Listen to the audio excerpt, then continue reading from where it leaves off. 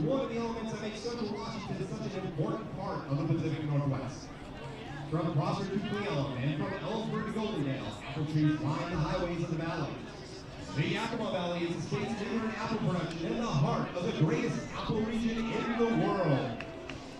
Throwing out tonight's first apple is Pippins, who is the son of Jennifer Snowman, the Director of Financial Aid at Perry Technical Institute, tonight's game sponsor. Take it away, Ethan.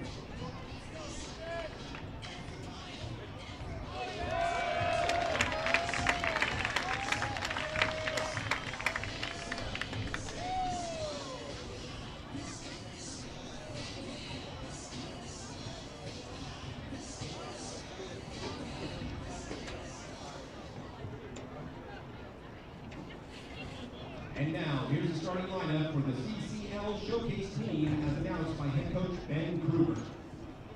Leading off, wearing number 1, the center fielder, Kyle Pennington. Batting second, number 34, the third baseman, Ryan Contreras. Batting third, number 38, the left fielder, Luke Brown. Batting fourth, number 26, the first baseman, Caden Kirschenbaum. Batting fifth, number 9, the right fielder, Peter King. Batting sixth, the second baseman, number 25, Chase Favarina. Batting seventh, the catcher, number 3, Drake Bird. Batting eighth, the shortstop, number 5, Aiden McMurdo. Batting ninth, the designated hitter, James Lawrence. And on the mound for CCL Showcase, the pitcher, number 8, Colin Cooper.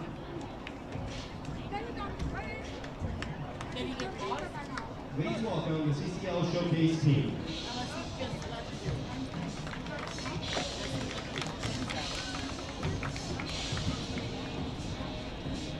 Ladies and gentlemen, here's tonight's banner-mate starting lineup for your Yakima Valley Pippins, as announced by manager Kyle Costello. Leading off, wearing number 10, the shortstop, Spencer Marenko.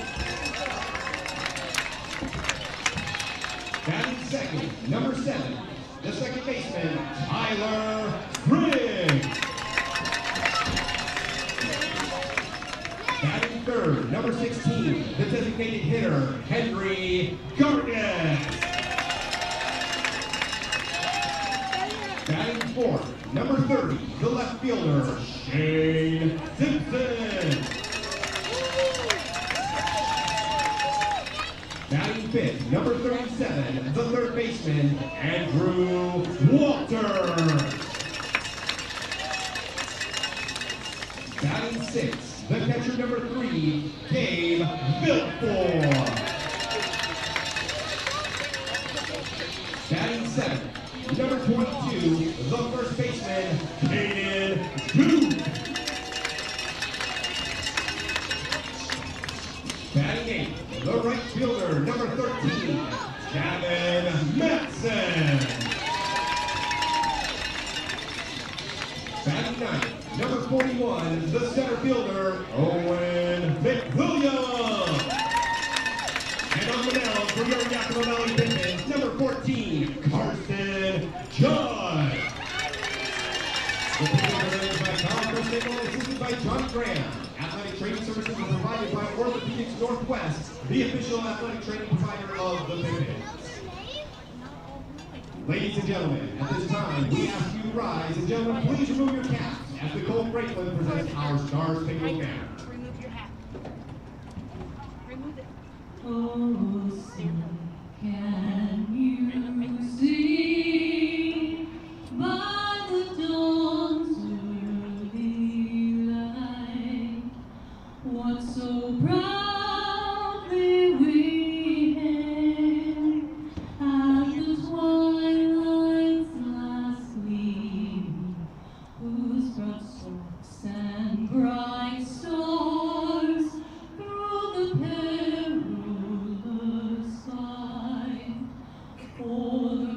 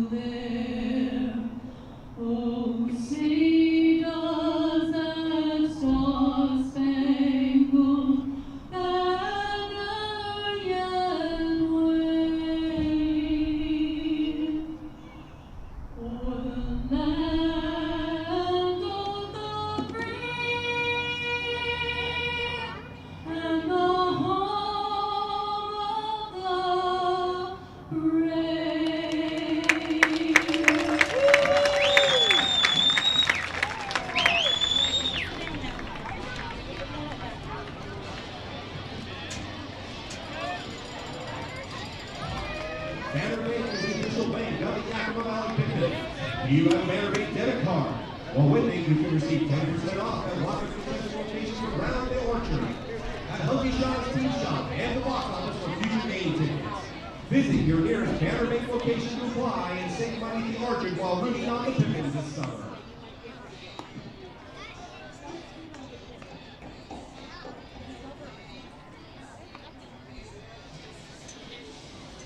Fans, the first double play the Pippins defense turns tonight is sponsored by the Washington Lottery. All right, folks, welcome into gorgeous Yakima, Washington at Yakima County Stadium and the Orchard. It's a nice Thursday evening here in Yakima, Washington, and the Pippins back at home to take on the Cascade Collegiate League Showcase team in an on-league matchup and an exhibition in front of a big crowd on this Thursday night, a fireworks night at the Orchard as the Pippins take the field. On the mound tonight for the Pippins, it's Carson Judd, who gets his second appearance with the Pippins this year. Started in the game against Corvallis back on June the 4th, tossing 3 innings without allowing a hit, 2 earned runs, 3 walks, and 1 strikeout against the Knights. And he's back on the Pippins roster and in the Pippins rotation here today out of Yakima Valley College. Carson Judd hails from Spokane, Washington, and Central Valley High School, and he saw 10 appearances and 6 starts on the mound at Yakima Valley College this year. A 4-1 record, a 2.95 ERA, and 36.2 innings of work, striking out 35 and only walking 22 while allowing 12 earned runs.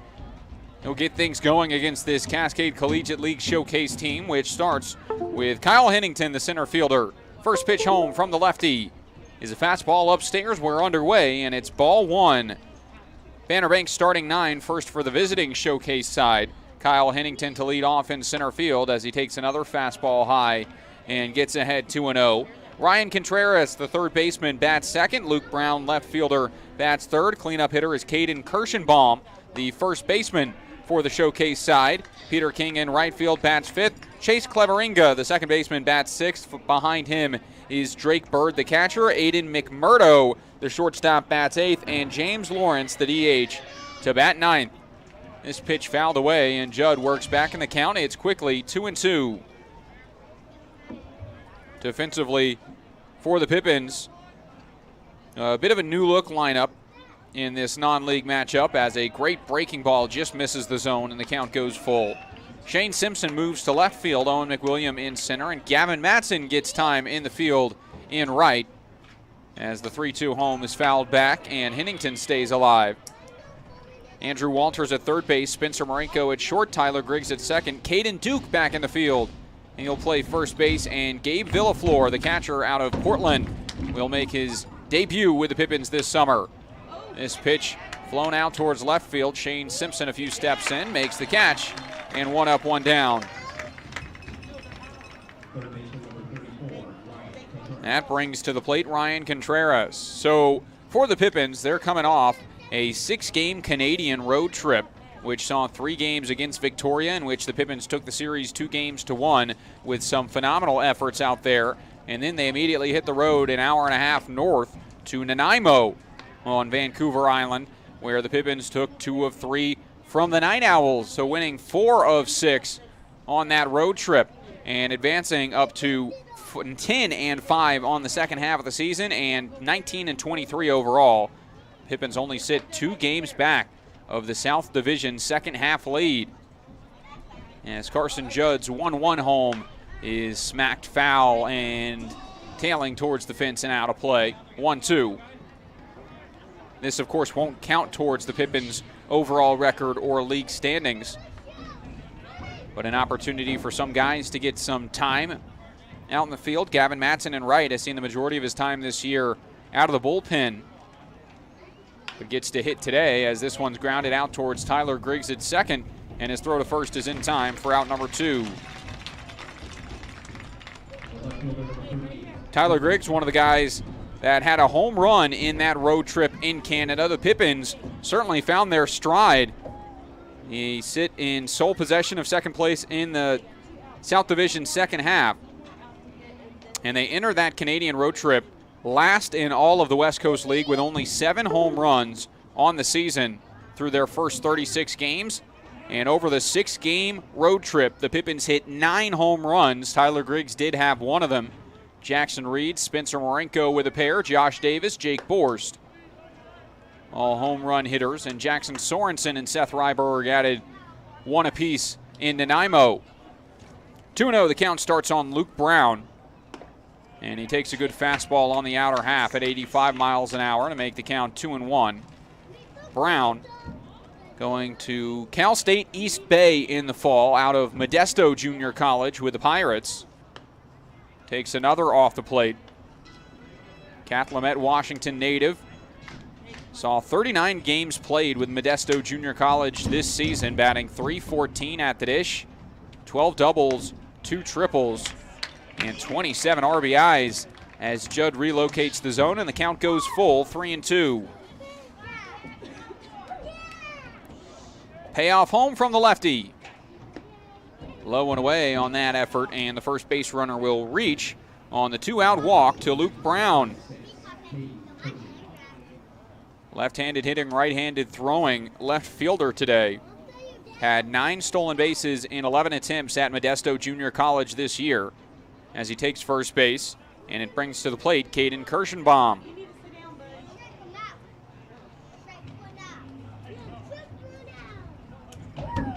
Kirschenbaum takes the first time, 1 ball, no strikes.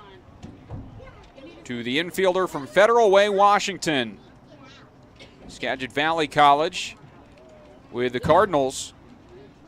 Kirschenbaum, 45 games played this season as he smacks this one through the left side.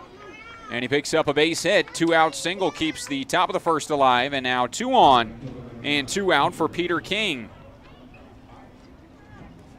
But Kirschenbaum has been a big part of Skagit Valley's season. Again, 45 games played, a .284 batting average, and 50 hits and 176 at-bats this season for the Cardinals. 8 doubles, a triple, 2 home runs as he smoked that one through the left side of the infield at 92 miles an hour off the bat.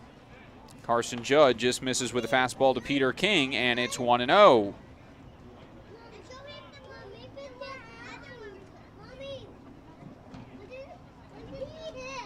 King, another talented outfielder out of the Northwest Athletic Conference, fouls this one away as he bats 5th for the showcase team today. Started his collegiate career at San Jose State University, but transferred to Tacoma CC in the Northwest Athletic Conference and saw 20 games of action this year, 35 total at-bats.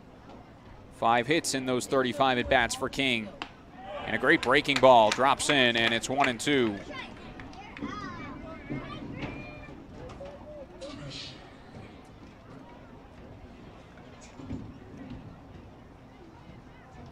One ball, 2 strikes. Another good breaking ball. Runner takes off for third as it gets away from Villaflor. And a wild pitch will move 2 into scoring position as the count to 2 balls and 2 strikes.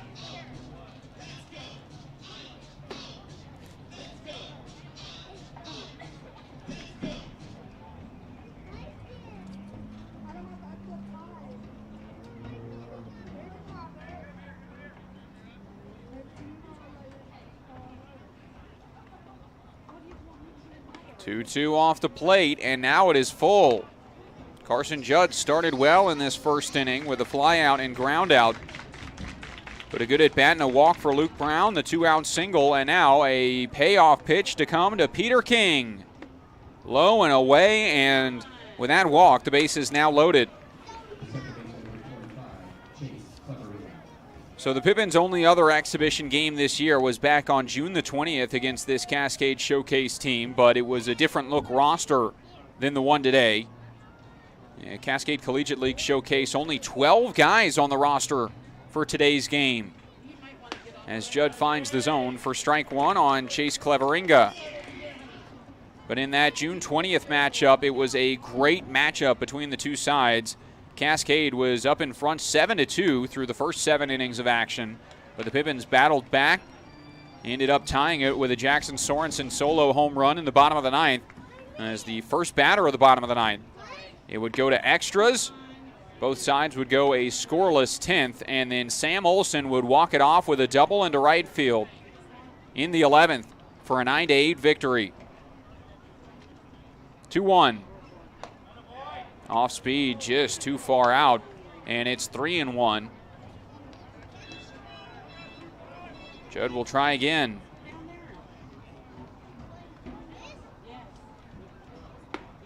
There's a strike, and it's full 3-2.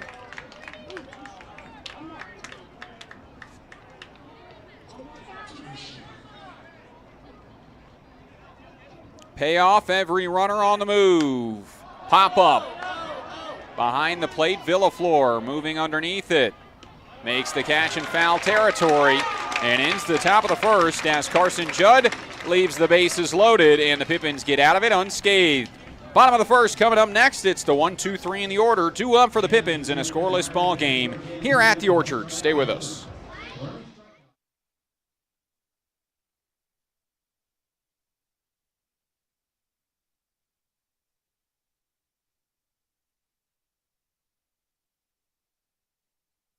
The time is now to get started on your new career at Perry Tech. From AAS degrees in business technology and accounting and IT and communication systems to a fast 5-week professional truck driving program, acquire hands-on skills to help you reach your full potential. From financial aid to career services, the staff at Perry Tech are there to help you from start to finish. Take action today by calling Perry Tech 509-453-0374 or visit perrytech.edu. It's sky blue, barn red. Caught up in a country, the only way I wanna be. Somewhere where the road ends, out there where the creek bends, that's where you can find me. Within fields of gold and cotton rows that never end in the sky. That take it slow, easy road, man, that's life. Caught up in a country.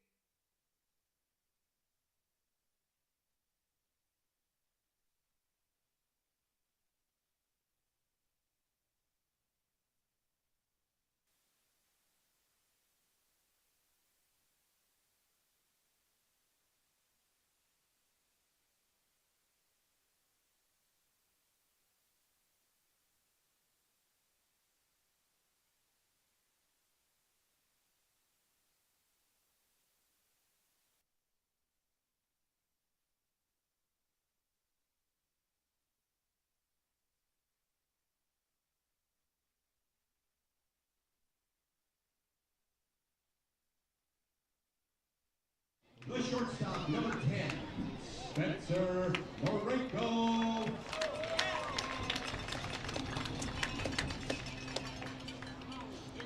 Welcome back to the bottom of the first inning as the Pippins come back to the plate. It's Spencer Morenko, the shortstop, that starts things out for Yakima Valley in a scoreless ball game.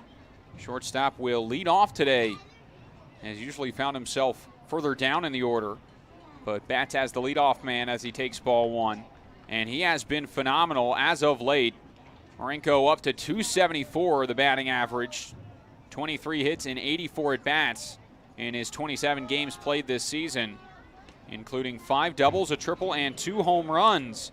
Both of those home runs coming in that road trip in Canada.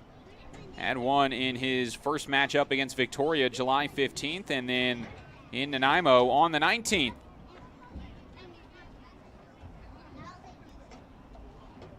Ahead in the count, 2-0. On the mound, it is Colin Hoover, the right-hander. That comes home, and this one is off the end of the bat, out towards second, fielded cleanly, and the throw beats Morenko for out number 1. Time to look at the Banner Bank, starting 9 on both sides. Spencer Morenko leads off. Tyler Griggs to the plate now. Henry Gargas will DH and bat third. Shane Simpson, the cleanup hitter in left field tonight. Andrew Walters at third base bats 5th. Gabe Villaflor, the catcher, bats 6th. Caden Duke behind him at first base. Gavin Matson in right field bats 8th. And Owen McWilliam, the 9-hole hitter, in center. As Colin Hoover out of Grays Harbor College comes home with the first to Griggs. This one shot out to left center field. That one hooking and dropping in. A 1-out single And Tyler Griggs aboard with one away. Now batting, the designated hitter, number 16. Defensively behind Colin Hoover, Luke Brown in left, Kyle Hennington in center field, Peter King in right. Ryan Contreras, the hot corner at third, Aiden McMurdo at shortstop, Chase Cleveringa at second, Caden Kirschenbaum at first, and Drake Bird, the catcher.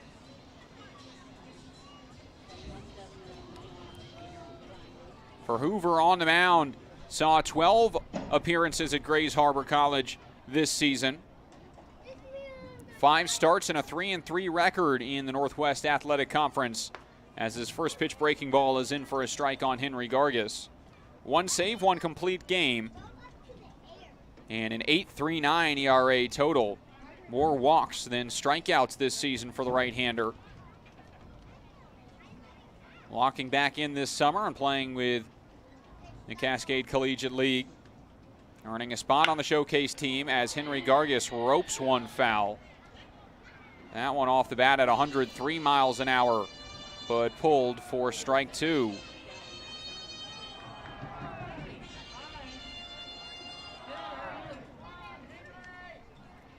Griggs has some good speed at first base, and the Pippins a team that likes to run. Gargis behind in the count, no balls and 2 strikes. Here's the pitch from Colin Hoover. Ground ball up the first base side, but foul once again.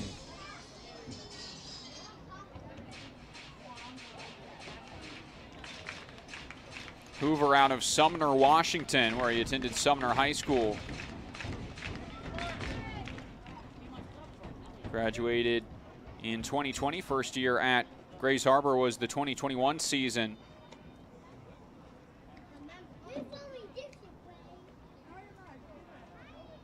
Ahead 0-2. Slow looping breaking ball, and it's taken for a ball. Did not miss by much to Henry Gargis, but ruled outside from the home plate umpire, Nick Hudlow.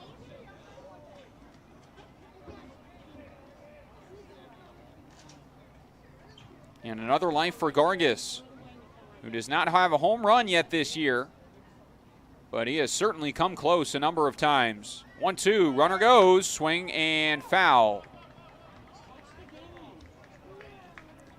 And although the home runs haven't been there for Gargis, the Yakima native, the extra base hits have. He only has 12 hits on the season in his 39 at-bats, combining for a .308 average. But of those 12 hits, 6 are doubles. He's driven in 8 runs and scored 6 times. Had a double in each of his last 2 outings, both against Nanaimo, and was 3 for 7 against the Night Owls. 1-2. Popped out of play.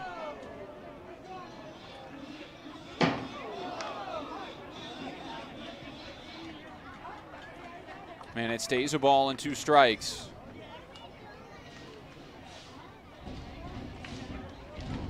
Gargis has hit safely in each of his last 3 and 7 of his last 8 games, with the one outlier being an 0 for 3 performance against Kamloops in the 7-3 win back here at the Orchard.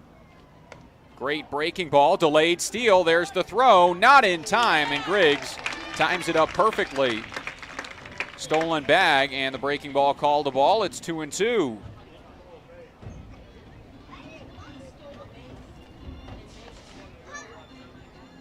I told this story on the radio over the Canadian road trip, but Tyler Griggs, with a mustache all season long, has hit the ball hard for a good chunk of the season, just hasn't been rewarded, hitting it right at players, and good exit velo as this one's out towards second and off the glove of the second baseman and into right.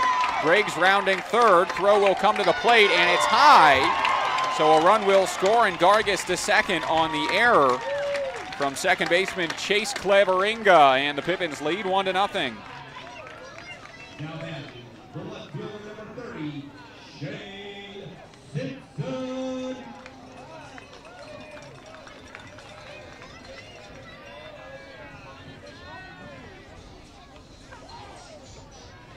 So an error on Cleveringa gets the Pippins on the board and brings up Shane Simpson. And Yakima Valley starts with a 1-0 lead. But as I was saying, for Tyler Griggs, his batting average this summer for the Pippins is .209, but really that could be 40 points higher or so with the number of times he's hit the ball hard and been robbed of hits.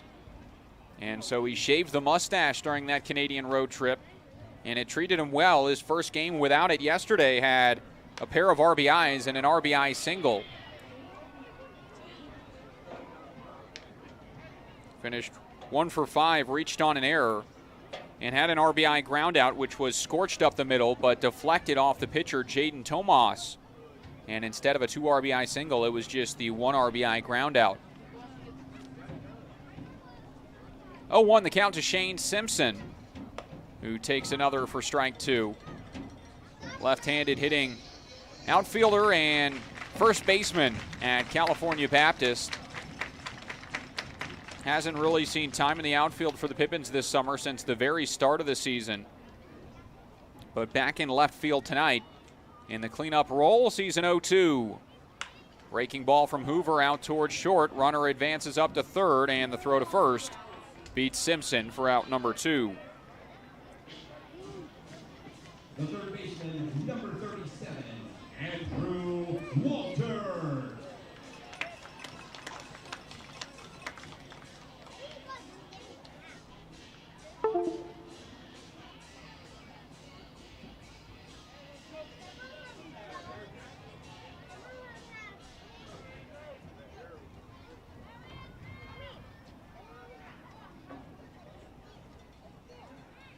Walter swings at the first pitch, pops it up right side. Over is the first baseman Kirschenbaum, but out of play. Andrew Walters, a young third baseman with tons of promise on his way to UCLA.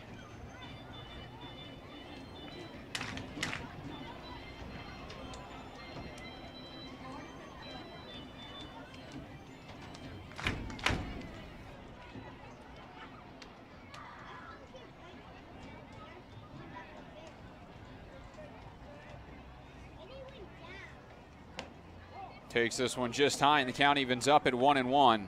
Was the number 11 ranked shortstop in the state of California this season for his graduating class of 2022 at Corona High School. Was the number 66 player in the state of California in that class. As he grounds this one to third, long throw coming for Contreras, and it brings the first baseman off the bag. Another error brings home another Pippins run, and it's now a 2-0 Yakima Valley lead early on.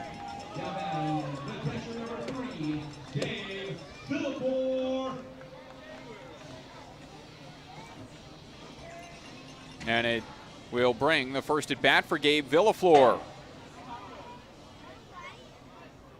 But Walters committed to UCLA, and coaches there wanting to see him make an instant impact. Expecting him to have some playing time with the Bruins this year, and Villaflor's first at bat as a Pippin is rocketed out to left field and is a base hit to extend this bottom of the first. First at bat for the catcher on the first pitch. Smokes it into left. 96 off the bat of Villaflor. The Duval, Washington native from the University of Portland. Just finished up his freshman year.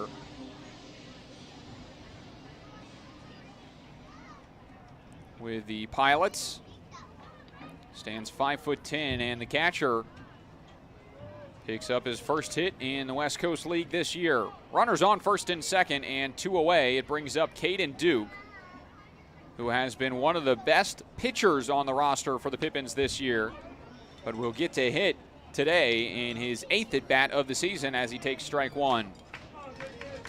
Caden Duke leads the Pippins in ERA with a 2.12 ERA in 29.2 innings of work this season.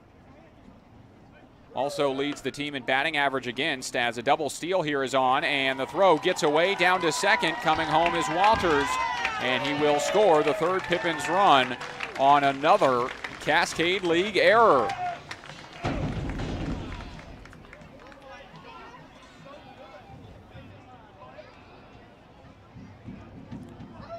Into stolen base and an E2. Villaflor up to second base and a 3-0 Pippins lead on the third error of the game. Duke now will take this one low and the count to 1 ball and 2 strikes. Also leads the team in batting average against. 172 batters are hitting against Caden Duke at the plate this year. The two-way player out of the University of the Pacific is 2 for 7 at the plate with a double. And he's hit by a pitch on a breaking ball left up and in, and will trot down to first.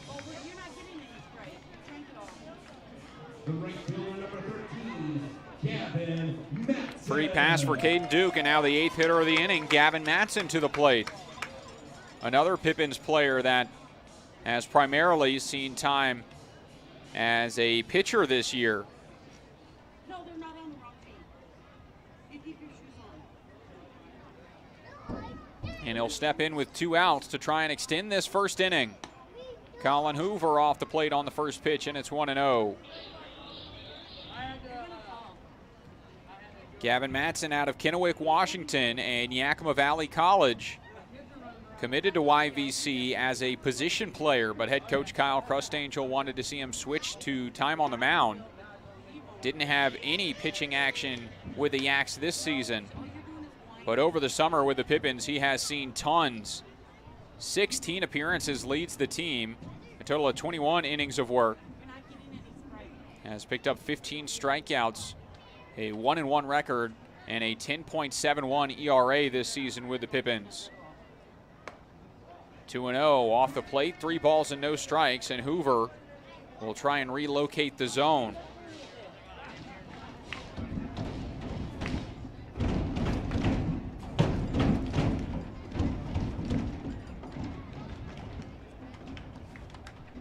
Three and 0. Taken all the way, and it's ball 4. Gavin Matson with a walk, loads the bases, and brings up the 9th hitter of the inning, Owen McWilliam, as he tries to add to this 3-0 Pippins lead.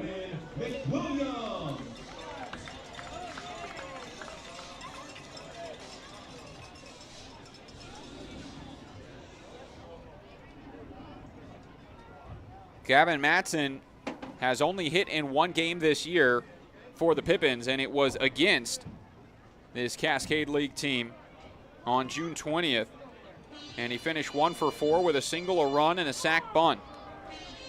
Starts his line today with the walk in his first plate appearance. And Villaflor up to third, Duke to second, Matson on first, and an 0-1 to Owen McWilliam. Chases this one off the plate, and it's 0-2. McWilliam teammates with Caden Duke at the University of the Pacific. Has seen a .207 batting average this season. 4 doubles, 6 RBIs, and 15 runs scored for the outfielder, but he has hits in his last 2 and 3 of his last 4. Doubles in his last 2, as he played in every game in the series against Nanaimo. Expected to pitch at some point today as well. So he'll be playing 2 ways in today's matchup, as he sees a 1-2 and swings and misses at it. Colin Hoover with the strikeout leaves the bases loaded, but the Pippins start the scoring on 3 errors from the Cascade League Showcase team. 3-0 the score. Pippins in front as we head to inning number 2. More baseball up next. You're watching Pippins Baseball on YouTube.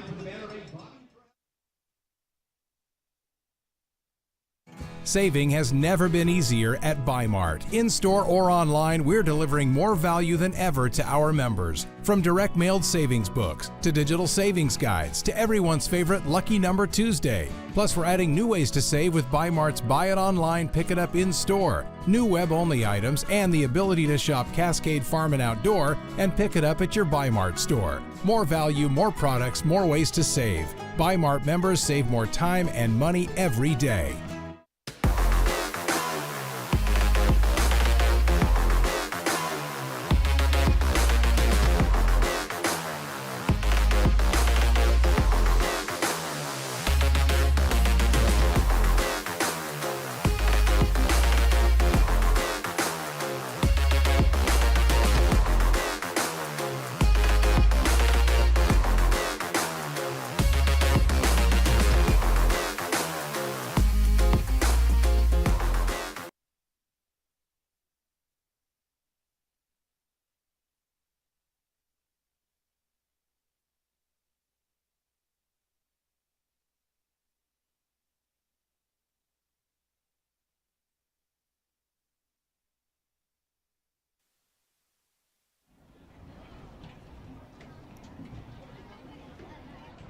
Welcome back into the Orchard. 3-0 Pippins lead, and Carson Judd back to work on the mound as the left-hander will face the 7-8-9 in the order from the Cascade Collegiate League Showcase team.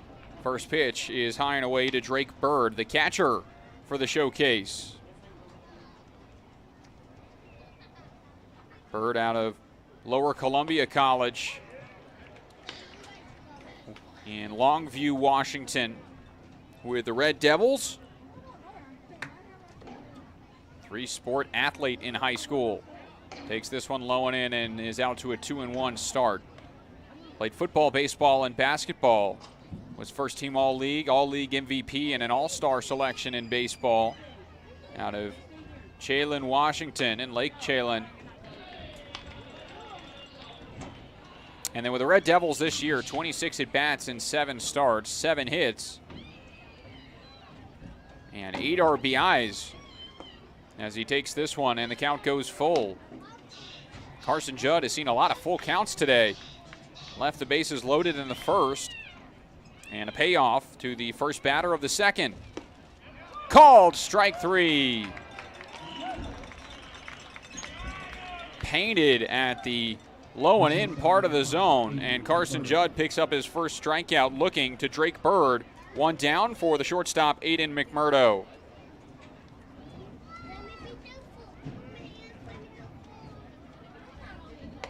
First pitch swinging, Judd starts ahead 0-1.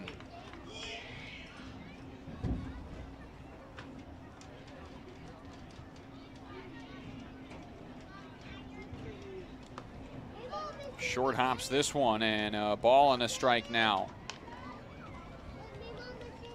On McMurdo, the shortstop, and another choker out of Grays Harbor College. Loops this one out towards second, and a nice leaping catch from Tyler Griggs, showing off a little bit as he floats to make that grab, and behind the back toss to Marinko. It's out number 2, and a quick start for Judd in the second inning.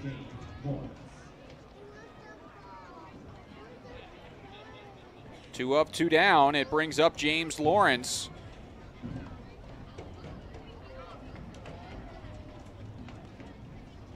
As the first pitch misses, and it's a 1-0 start. Lawrence, a Colorado native, an outfielder standing 6'3", from Chaparral High School. We'll play baseball in the Northwest Athletic Conference with Umpqua Community College. And he grounds this one to the left side, foul to Andrew Walters. 1-1.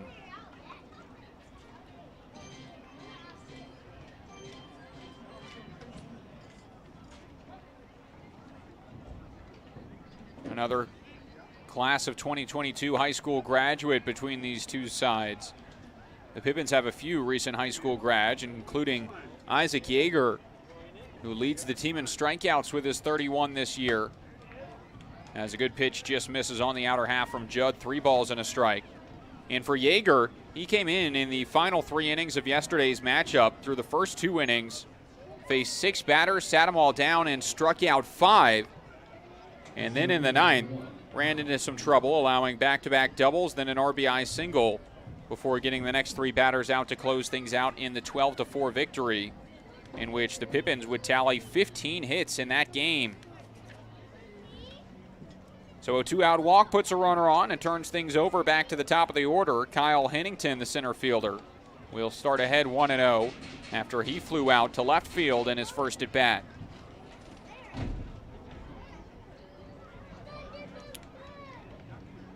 Hennington grounds this one foul off his foot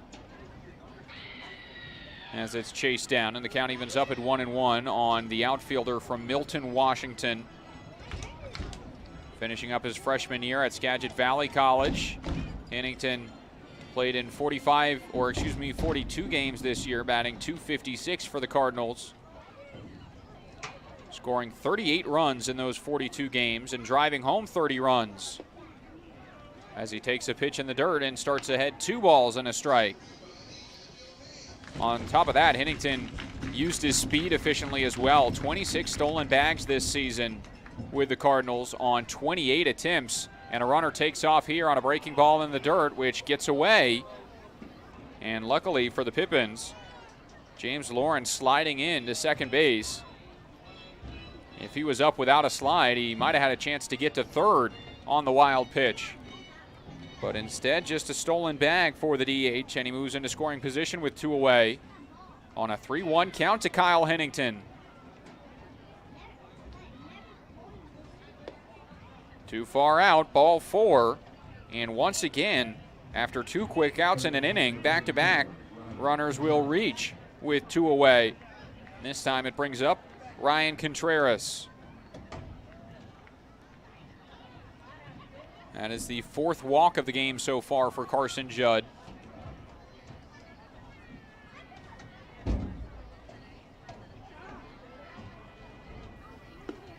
As the Everett Community College Trojan steps in and watches the first miss for ball 1. Caught played in 34 games this year at Everett, and he scorches this one out towards right field. Diving is the right fielder Gavin Matson, but it drops in. 2 runs will score, and holding up at second is Ryan Contreras with a 2 RBI double. And just like that, the Cascade Collegiate League Showcase team on the board, courtesy of the third baseman.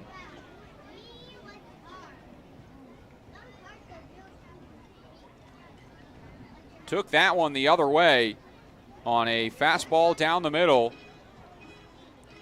and pushed it into that corner. Good effort from Gavin Matson trying to flag it down, laying out, but couldn't quite make the play, and it results in 2 runs scoring on the 2-out double. Comes the 6th batter to reach with 2 outs through the first 2 innings of this game, as Carson Judd misses on the first to Luke Brown. For Contreras, he had 14 RBIs at Everett this year, and he grounds this one towards second. That's Luke Brown on the ground ball. Fielded by Griggs, the throw to first will end the second inning, and the Cascade Collegiate League Showcase team is on the board in the top of inning number 2. 2 RBI double from Ryan Contreras makes it 3-2 as we head to the bottom half. Pippins back to the plate when we come back.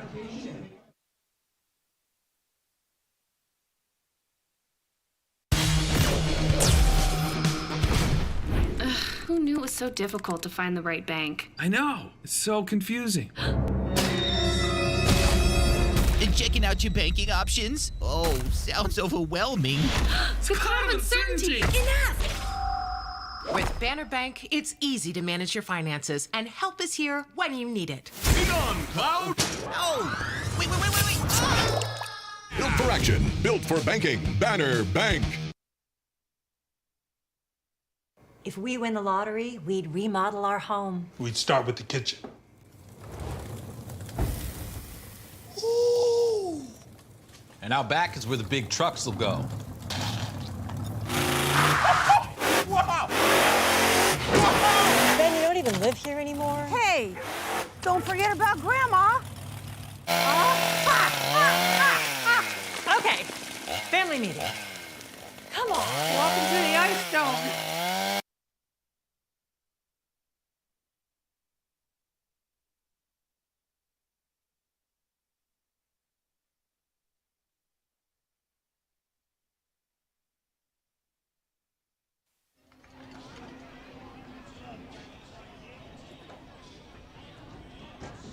So after the top of the second innings with the 2 RBI double from Contreras, it's back to the top of the order for the Pippins in a 3-2 ball game. Yakima Valley leads.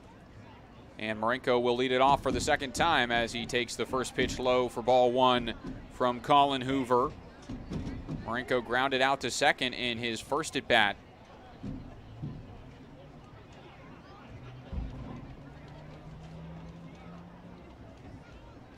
And ahead in the count, 1-0. Here's the next. Grounded foul.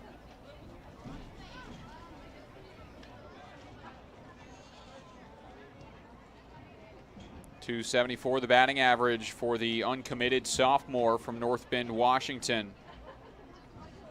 And he has really been squaring balls up as of late this season. Has seen a lot of extra base hits over the last couple of series.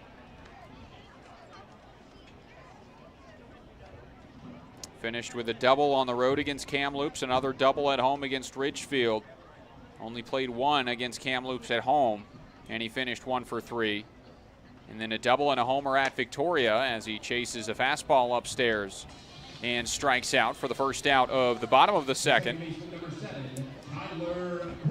Marinko 0 for 2 to start the day, and Tyler Griggs looks to pick him up after singling and scoring in his last trip. That fastball, or that pitch from Hoover rather, 76 upstairs from the righty.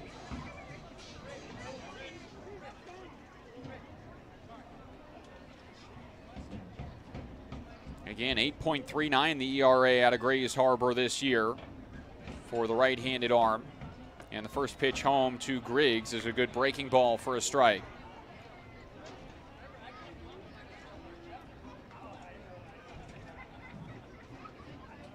Griggs singled, stole second, and came around to score on the error from Chase Cleveringa. No balls and a strike. Turns around on this one to first. Nice stop at first by Kirschenbaum. And he takes it to the bag himself. 2 up, 2 down. Starts the bottom of the second. The designated hitter, number 16, Henry Gargas. And with 2 down, up comes Henry Gargas. Had the hard hit ground ball out towards second his last at bat, which skipped off the glove of Cleveringa and allowed Griggs to come home to score the opening run. Also had a foul ball 103 miles an hour off the bat, and he has had some well-struck balls this year. 107 mile an hour double in a walk-off win earlier this year against Kamloops, 7-6 victory. That double would lead off the bottom of the ninth. He would be pinch ran for from Owen McWilliam, and McWilliam would score the winning run. 1-0 breaking ball just stays up. 2 balls and no strikes to Gargas. Out of Stanford University and Davis High School here in Yakima.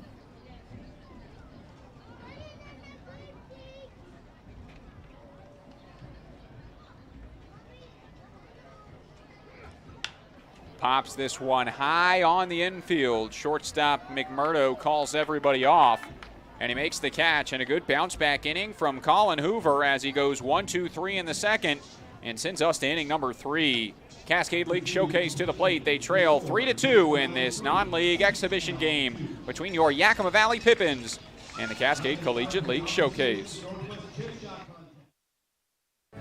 Be an energy efficiency hero. Install high-efficiency natural gas equipment, and you can be just like Cascade's most energy-efficient player of the game. Match his ERA of $710. Put some runs on the board by upgrading your furnace, improving your home's insulation, and switching to a condensing tankless water heater. Cascade's bench is deep with both residential and commercial incentives. Check them out at our website or give us a call and be an energy efficiency player of the game.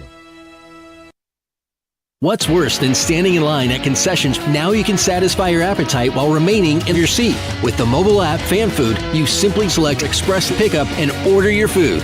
It is that simple. You deserve a VIP experience. Download Fan Food today.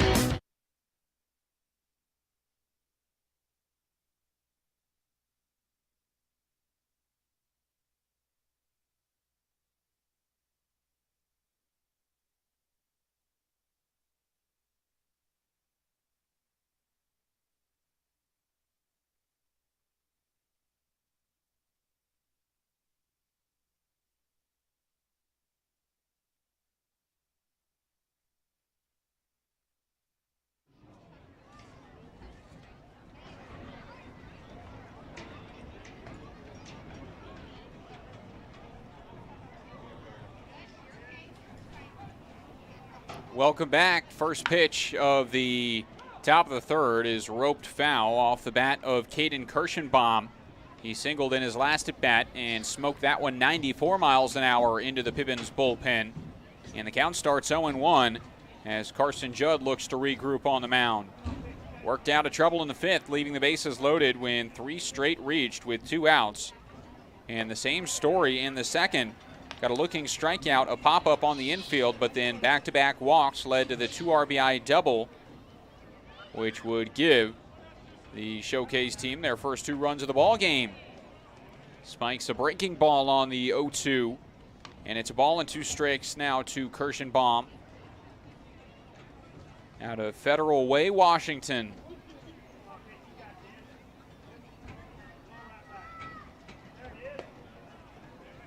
Just misses on that effort, and it's even at 2-2. Kirschenbaum was a primary second baseman and secondary shortstop in high school. As he takes ball 3. Graduating in 2019 from Federal Way Baseball.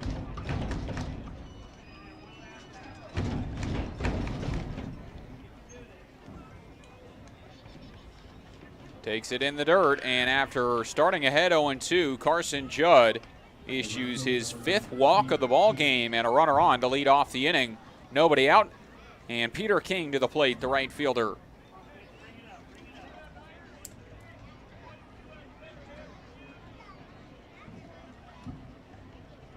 Kirschenbaum played in 34 games total in high school at the varsity level.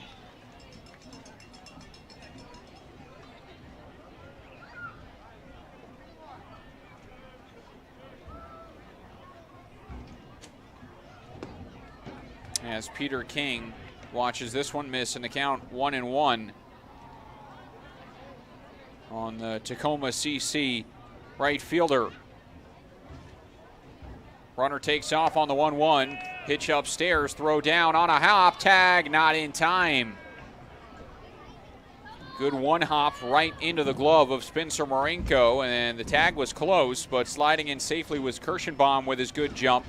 And it's a stolen base to break up the double play and put a runner in scoring position with nobody out on a 2-1 count to King.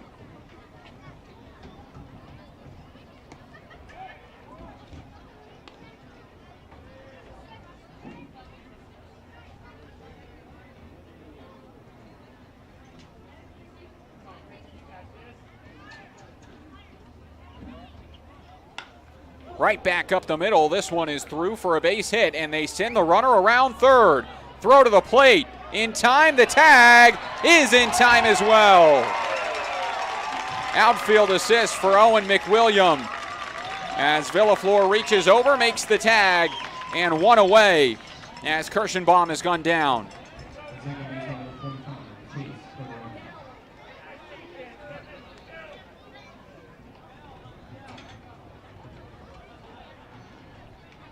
King up to second base on the throw, and will pick up the single now. 1-for-1 on the game with a walk and a single. And Chase Cleveringa to the plate after popping up to the catcher his last trip. Takes ball 1.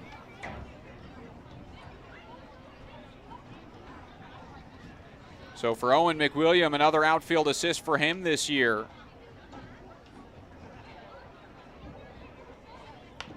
As the 1-0 fouled away and out of play. McWilliam has played in every position in the outfield this season. Has 2 assists in left field. Now the 1 assist in center field. And no assists in right. 3 total on the season, which is among the league leaders. Hank Dunn has 4 outfield assists this year in center field. 2 balls and a strike to count. Judd tries again, and the lefty's fastball is hacked on and missed. 2-2. 83 from Carson Judd.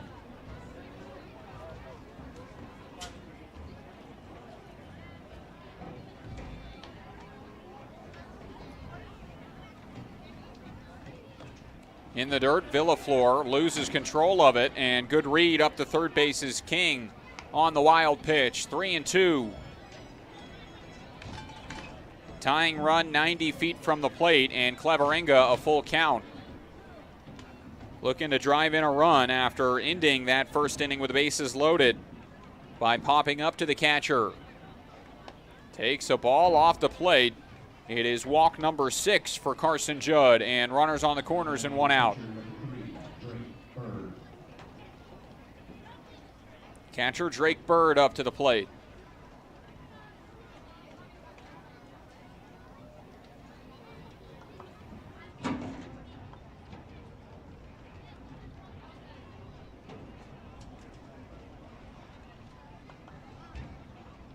Bird had 8 RBIs this year at Lower Columbia College. Takes one below the zone, and it's a ball and a strike. Or a ball and no strikes, rather, out of the hand of the lefty. Only 2 extra base hits were 2 doubles of the 7 hits he had this year. .269 the overall batting average in his first year at Lower Columbia. Good changeup swung on and missed, and it's 2-1.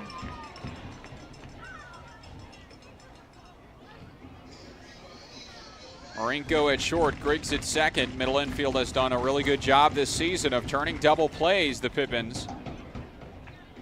Judd trying to get a ground ball. 2-1 in the dirt. Good block behind the plate by Villaflor. And it's 3-1. Hitters count now to the catcher, and a walk would load the bases for the 3rd straight inning. 3-1. Swing and a miss out of the hand of Villaflor, but he chases it down, and the count to 3-2.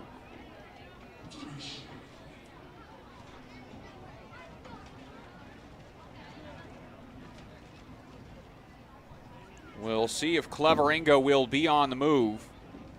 He is not. The 3-2 home, called strike 3.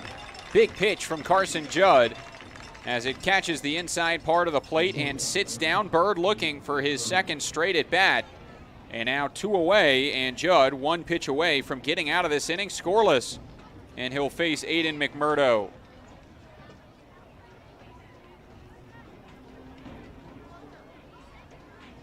First pitch to the showcase shortstop, and it will miss for a ball. McMurdo out of Grays Harbor. Richland, Washington native, who saw action in only 2 games this year at Grays Harbor.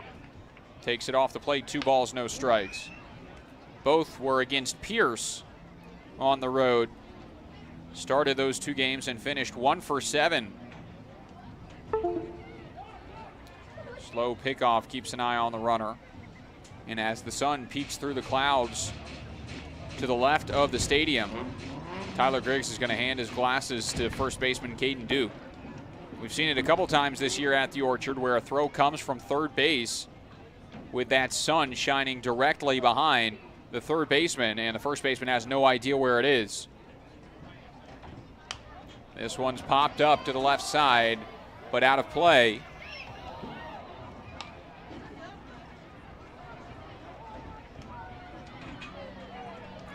And it's 2-1.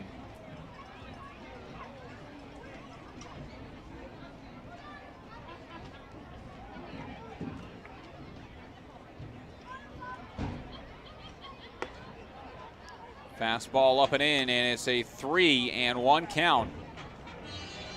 81 miles an hour out of the hand of Judd.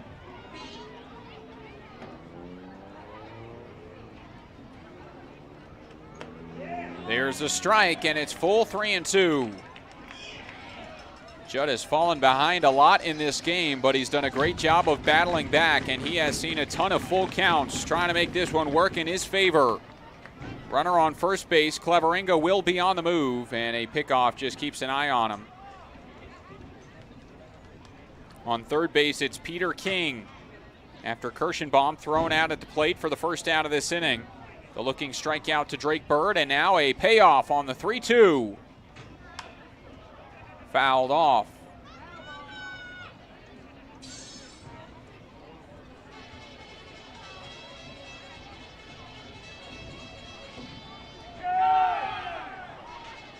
Most walks in a game this year for Carson Judd was in a start against Spokane where he had 6 walks in 2.1 innings of work, as this one's fouled back.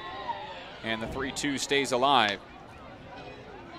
And a similar situation here where he has 6 walks in 2.2 innings so far and has allowed 3 Cascade Collegiate Showcase hits. The payoff. Swing and a miss. Good pitch outside, gets the chase, and strikes out the final 2 of the inning to get out of the jam and in the 3rd inning scoreless. Pippins holding on to a 3-2 lead, looking to add some insurance for their starter as they head to the bottom of the 3rd. 4-5-6 due up when we return. Be an energy efficiency hero. Install high-efficiency natural gas equipment, and you can be just like Cascade's most energy-efficient player of the game. Match his ERA of $710. Put some runs on the board by upgrading your furnace, improving your home's insulation, and switching to a condensing tankless water heater. Cascade's bench is deep with both residential and commercial incentives. Check them out at our website or give us a call and be an energy efficiency player of the game. What's worse than standing in line at concessions? Now you can satisfy your appetite while remaining in your seat. With the mobile app Fan Food, you simply select Express Pickup and order your food. It is that simple. You deserve a VIP experience. Download Fan Food today.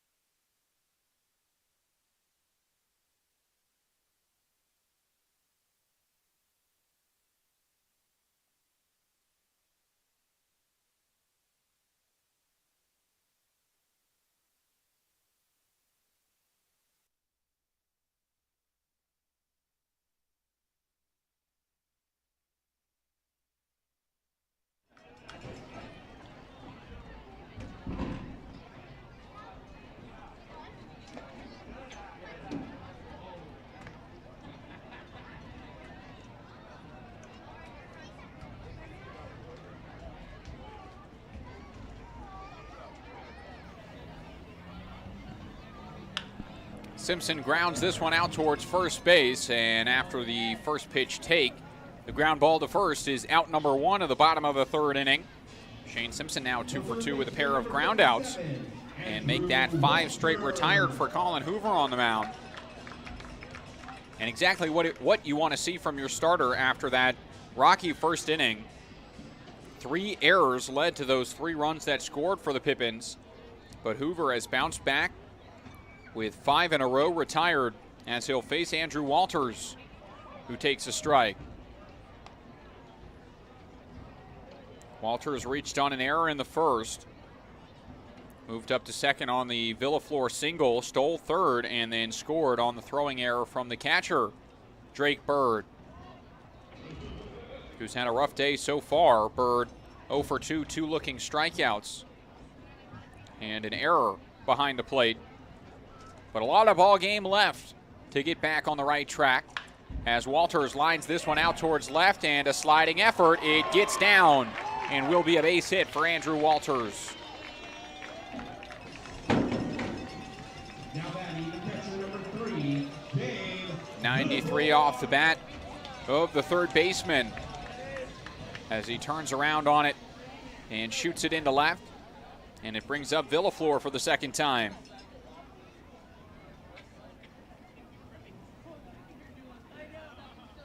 Out of Duval, Washington, the freshman catcher waits the first pitch and takes it for ball 1.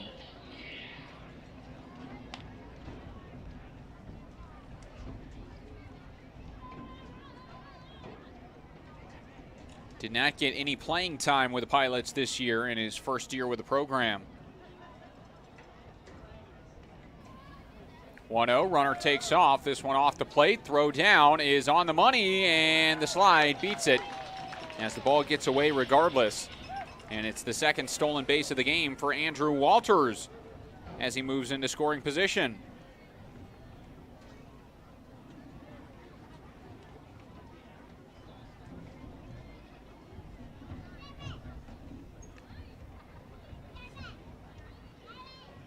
Hitters count 2-0 to Gabe Villaflor. Up and in. 3 balls and no strikes. Both starters' pitching count has gone pretty high through those first couple of innings from good at bats. And some defensive mistakes. 3-0. Ball 4, a 4-pitch walk, and Villaflor reaches.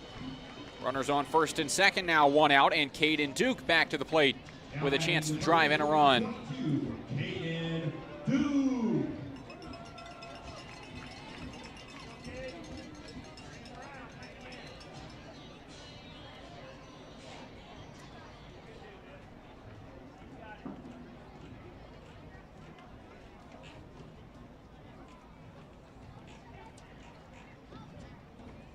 Double steal is on. Breaking ball. Bobbled out of the hand of Drake Bird, and everybody's safe.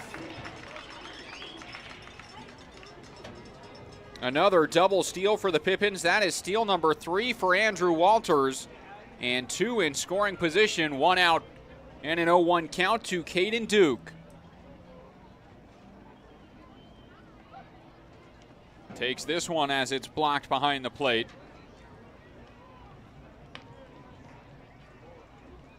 Duke again, only 7 at-bats on the year, but has seen plenty of time on the mound, 29.2 innings of work for the two-way player. In those 7 at-bats, 2 hits, a double, but still looking for his first RBI of the season as he's late on that pitch, and it's 1-2. Was hit by a pitch in the first and was left stranded at second.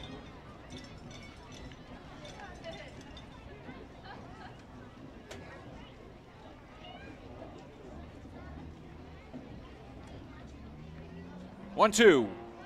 Breaking ball, tipped and held on to, and Caden Duke strikes out for the second out of the inning.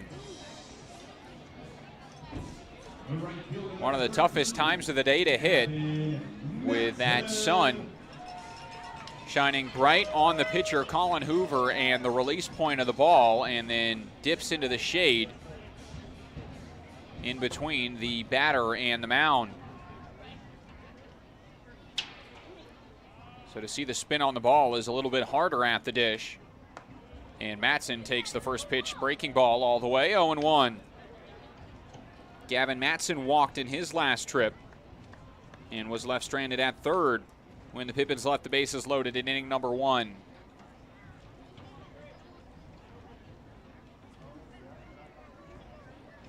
Chases another breaking ball off the plate and a good block by Bird, 0-2.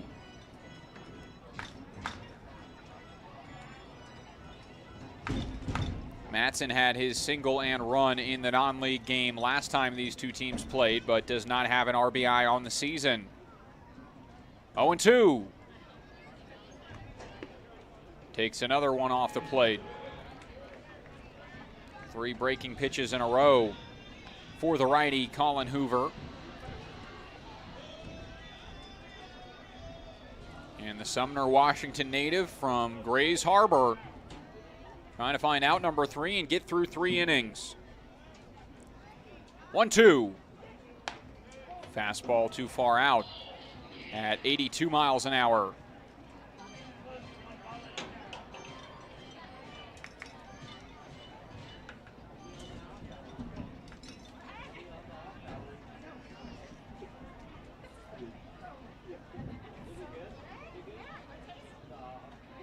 Another breaking ball into the seats and chased down by a bunch of fans.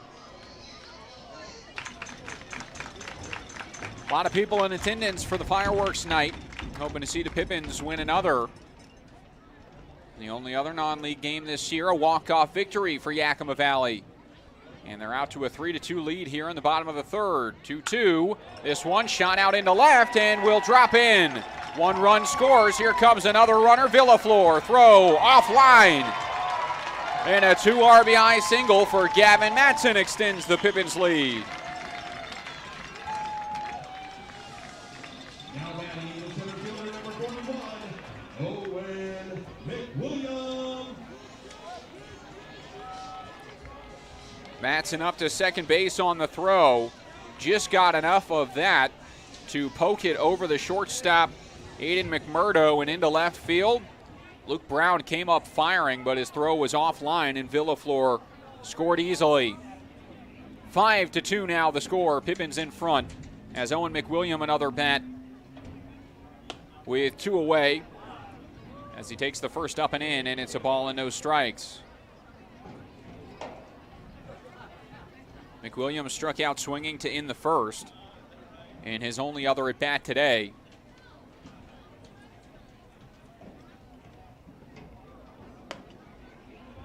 Two and 0.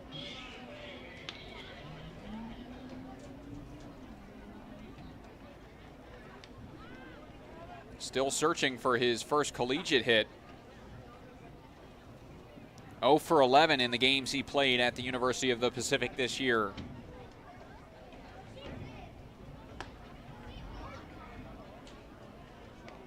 Two and 1.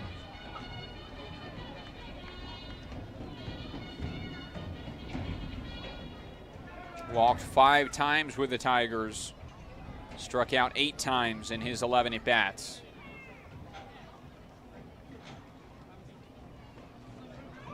Breaking ball, bottom of the zone, 2 and 2. Curveball's had a lot of movement for Hoover today, as down to the bullpen go 2 of the showcase players. And here comes a 2 and 2 from Colin Hoover. Count is full.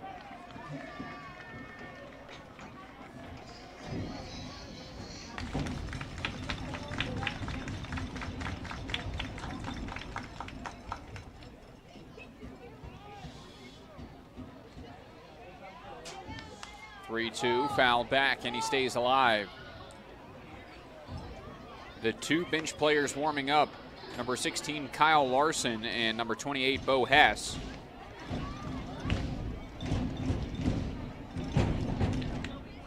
The only 2 bench players for the showcase side. 3 and 2. Swing and a miss. Hoover strikes out McWilliam for the second time today and leaves a runner stranded at second.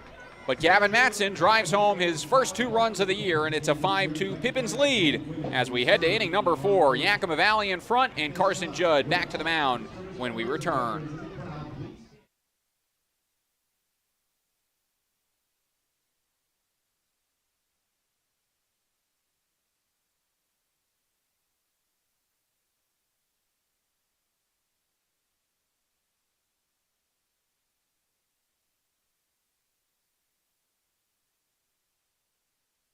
The time is now to get started on your new career at Perry Tech. From AAS degrees in business technology and accounting and IT and communication systems to a fast 5-week professional truck driving program, acquire hands-on skills to help you reach your full potential. From financial aid to career services, the staff at Perry Tech are there to help you from start to finish. Take action today by calling Perry Tech 509-453-0374 or visit perrytech.edu. It's sky blue, barn red. Caught up in a country, the only way I wanna be. Somewhere where the road ends, out there where the creek bends, that's where you can find me. With them fields of gold and cotton rows that never end in the sky. That take it slow, easy road, man, it's life. Caught up in a country.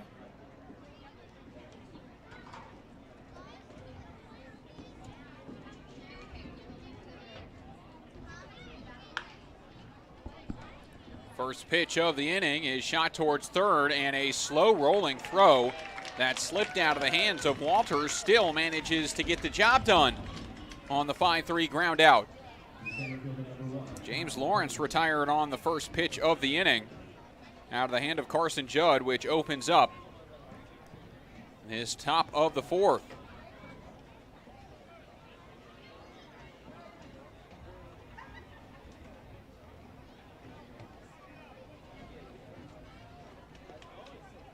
And now the first pitch misses low, and it's 1-0.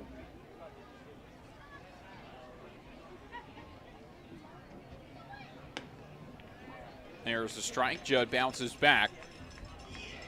So that one must have just slipped out of the hands of Walters, because on release, that one barely made it to the mound, but still had enough juice on it to skip across the infield grass to Caden Duke, who fielded it practically like a ground ball at first to get the out. And on the foul ball from Hennington, it's now a 1-2 count. 2 plate appearances for Hennington so far. A fly out and a walk. And he scored one of the 2 runs in the second. Ground ball up the middle. Griggs can't get to it, and it's through into center for a base knock.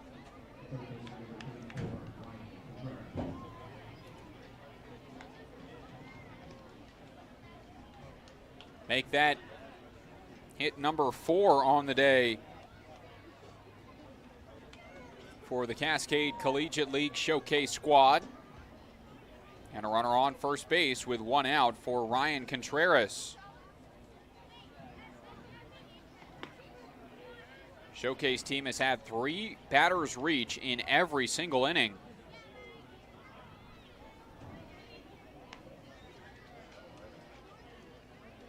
One-0. High fly ball to left. Shane Simpson makes the catch and 2 away.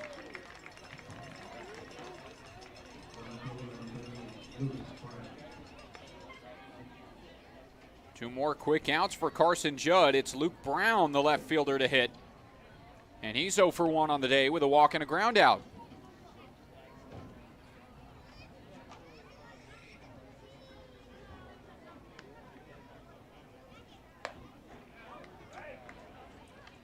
Oh and 1.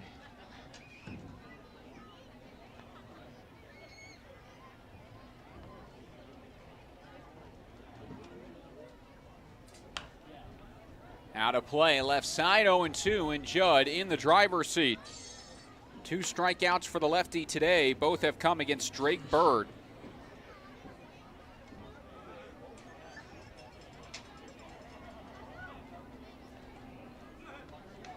And now the left fielder out of Cal State East Bay will see an 0-2.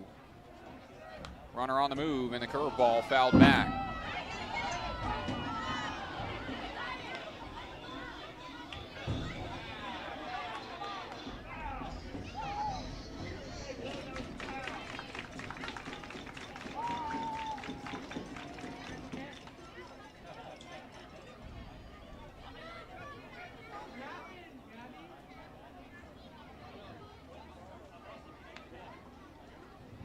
Another curveball. This one blooped down towards right field. Charging in. Matson dives, and he makes the catch.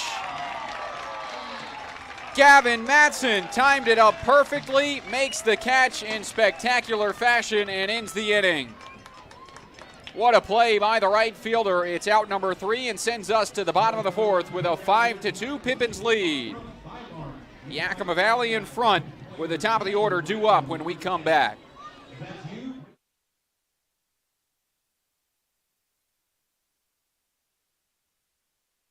Saving has never been easier at Bi-Mart. In-store or online, we're delivering more value than ever to our members. From direct mailed savings books, to digital savings guides, to everyone's favorite Lucky Number Tuesday. Plus, we're adding new ways to save with Bi-Mart's Buy It Online, Pick It Up in-store, new web-only items, and the ability to shop Cascade Farm and Outdoor and pick it up at your Bi-Mart store. More value, more products, more ways to save. Bi-Mart members save more time and money every day.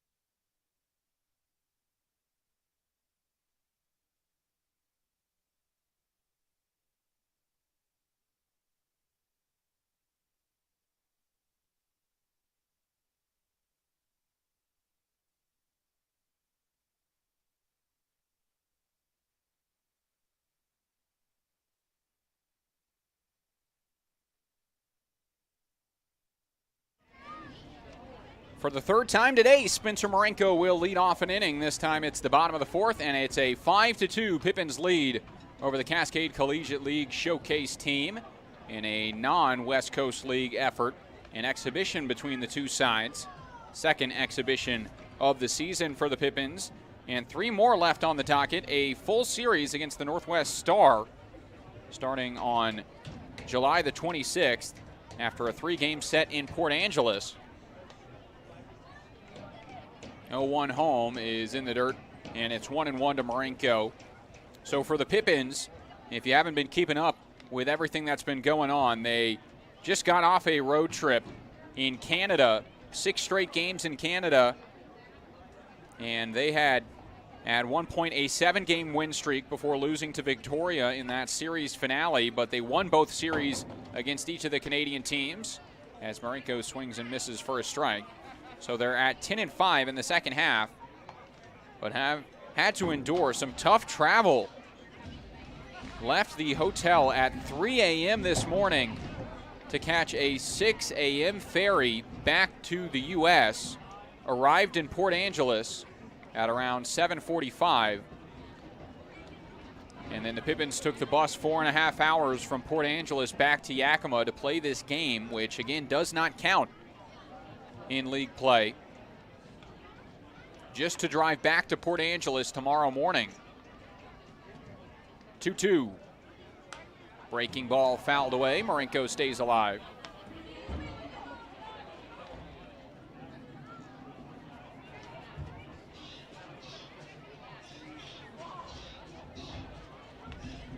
So 8 hours on the bus, hour and a half on the ferry for a 7:05 start today. And the Pippins trying to make the most of this non-league matchup as this one misses inside and the count to 3-2.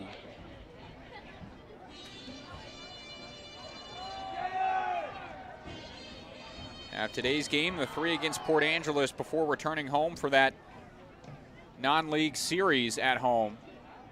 As the payoff to Marenko is a good breaking ball just outside, and it's a leadoff walk to the leadoff man.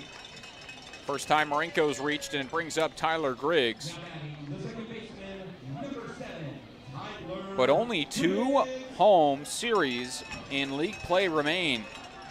July 29th through the 31st, Kelowna in town. And then Wenatchee after that on August the 2nd to August the 4th. The Apple Sox, who have been red hot in this second half, come down to the Orchard. And then the Pippins wrap up their regular season from the 5th to the 7th with road games back in Canada against Kelowna.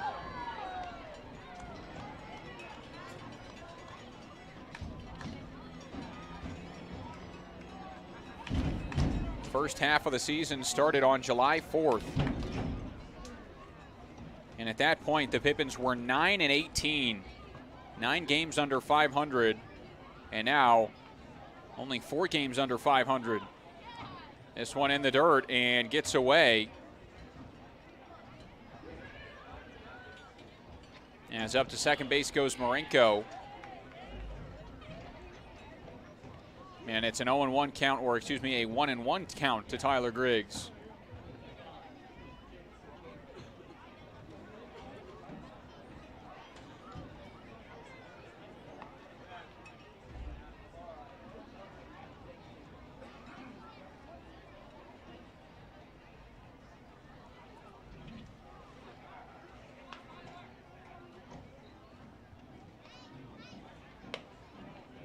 Too far out.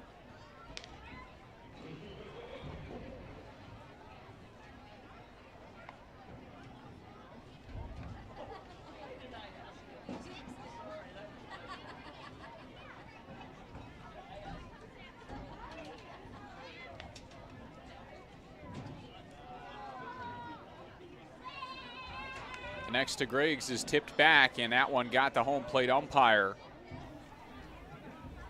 And Nick Hudlow behind the plate will take a breather.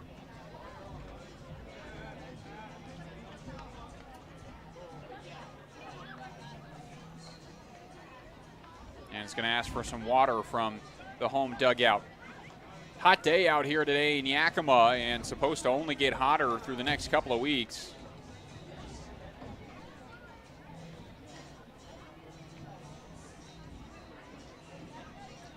Of course, the Pippins on the ferry this morning, enjoying the 55-degree weather from Victoria to Port Angeles, with the wind on the ferry. Felt even cooler than that. And then when they pulled into Yakima today, 95 degrees. And a quick change from hoodie weather to short sleeves and sweating your butt off. So adjustment made, and now as the sun set, it starts to get a little bit cooler here in the valley. 1-2 the count to Tyler Griggs with nobody out and a runner on second base. Griggs is 1 for 2 today. 2 balls and 2 strikes.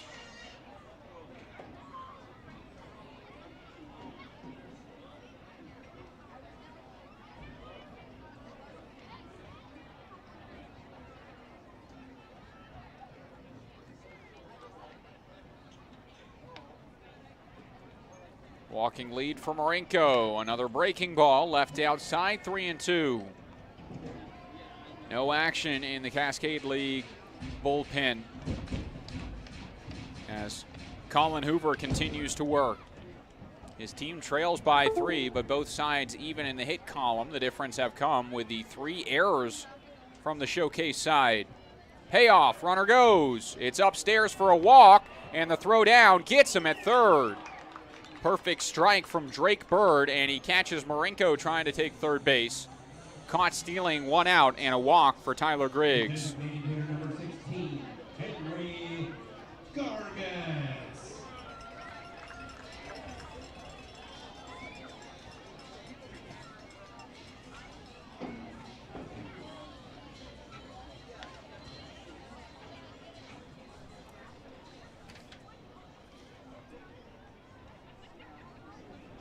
And now it's Henry Gargas to the plate.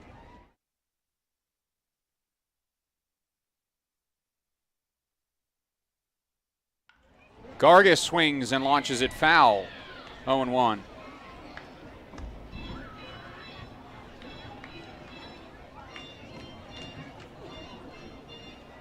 Great crowd today at the Orchard as the Pippins try and add to their 3-run lead. Henry Gargas at the plate. The DH reached on an error, scored, and popped up to short. 0-1. Swings through it, but it gets away from the backstop Drake Bird, and up to second goes Griggs to break up any double play.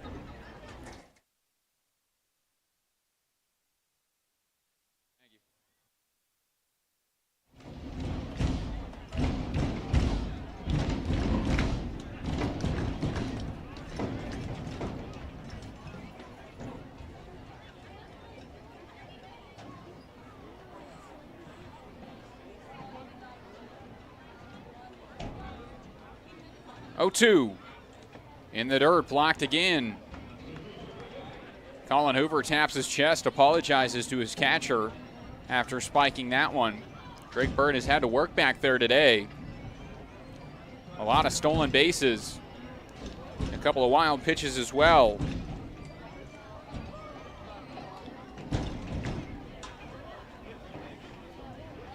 A ball and 2 strikes.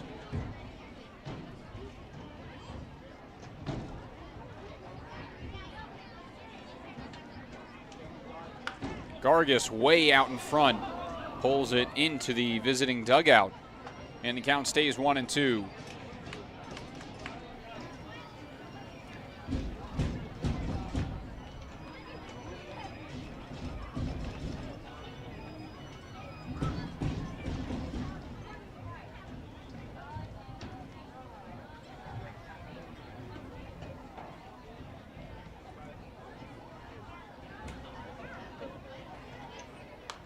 Fouled away again. Good at bat being put together by the Stanford outfielder.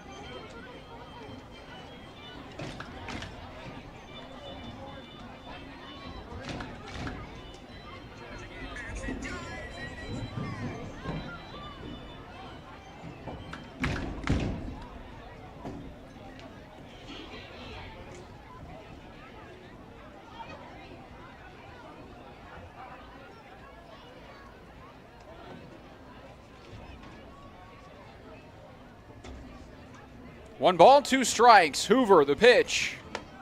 Left it up. 2-2. Pippins do have someone warming in their bullpen. It looks like Spencer Shipman down there, who leads the team in a number of offensive categories, RBIs and doubles, as well as home runs. Also leads the team in strikeouts per 9 innings on the mound. 2-2. Full count to Henry Gargis. So Shipman's seen some two-way time, another former Portland Pilot, now at YVC. Averaging 12.86 strikeouts per 9 inning this year. 24 RBIs leads the way for the Pippins. 8 doubles and 4 home runs for Shipman, including a blast yesterday in the matchup against Nanaimo. 3-2 to Henry Gargis. Called strike 3. Henry Gargis strikes out looking, and it's out number 2. Now batting the left fielder, number 30, Shane Simpson. Gargis now 0 for 3 on the day, reaching on an error and scoring a run, popping up in that looking strikeout. And it brings up Shane Simpson, who has grounded out twice, with a chance to score. Tyler Griggs on second base. Fouls it back. No balls and a strike.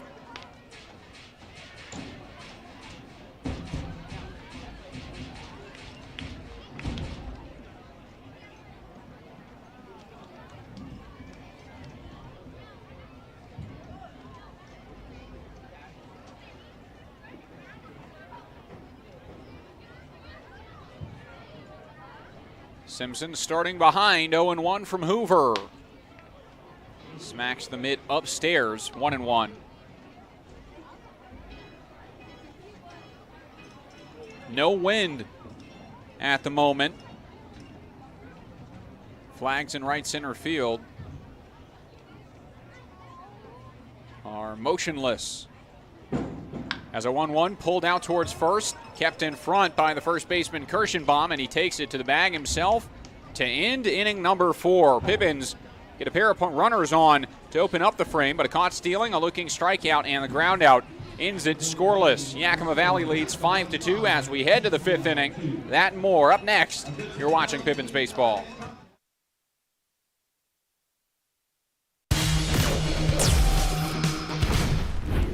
Who knew it was so difficult to find the right bank? I know. It's so confusing.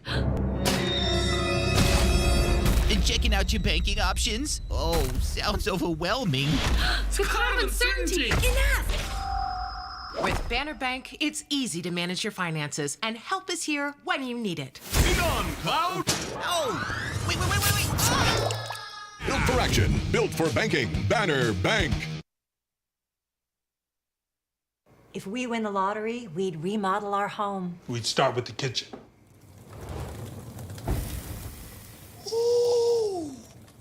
And out back is where the big trucks will go.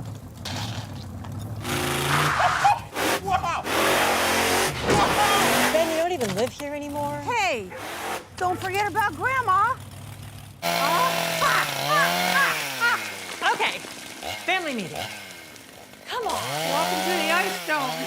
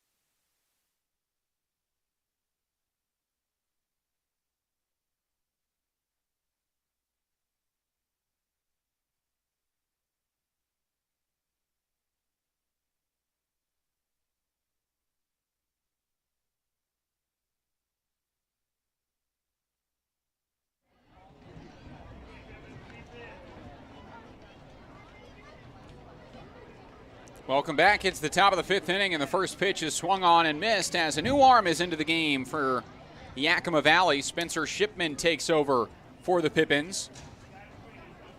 Again, one of the best hitters in the lineup for the Pippins this year. And he gives up a high fly ball out to left field. Shane Simpson makes the catch, and there's 1 up, 1 down for the new arm. Kirschenbaum just underneath it. And Shane Simpson right there. But for the man on the mound, Spencer Shipman, a Spokane, Washington native from Yakima Valley College, has had 5 appearances on the mound this year. This is number 6 as he gets the pop up to the left side. Andrew Walters, a basket catch as he ends up tracking it down for the second out. In those 5 outings, a 2.57 ERA and 10 strikeouts in just 7 innings of work compared to just 2 walks. 0-1 record, which was a bad beat. He came on against Kamloops on the road in Kamloops, hit a home run to tie the game, and then came into the game to pitch, went a scoreless 8th, and then gave up the walk-off home run on the first pitch at the bottom of the 9th. As a swing and a miss, it's 0-2. But has only given up 2 earned runs this year in those 7 innings. 0-2. Oh, good fastball, just missed. 89 miles an hour out of the hand. And TrackMan had it in the zone all the way. 1-2. Fouled off. On top of that, stellar pitching performance from Shipman this year, who sports a 1.14 whip and a .231 batting average against. He's also phenomenal at the plate as he gets a pop-up behind the dish, and Villaflor watches it bounce off the padding. And the count stays 1-2.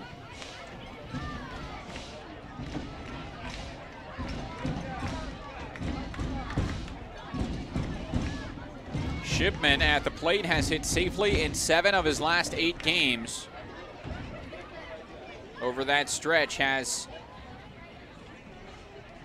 7 RBIs. And that one just misses. Shipman surprised again. 90 miles an hour right on the outer half, and it's 2-2. Fouled away. 91 from Shipman as he runs it up.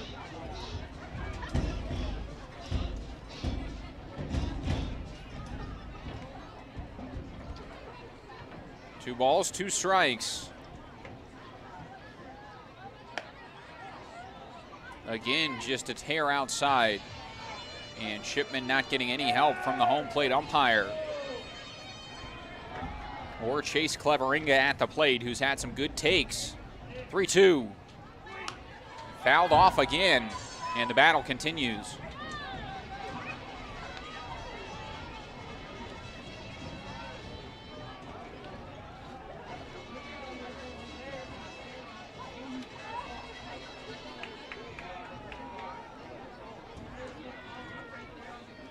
Full count, 3-2.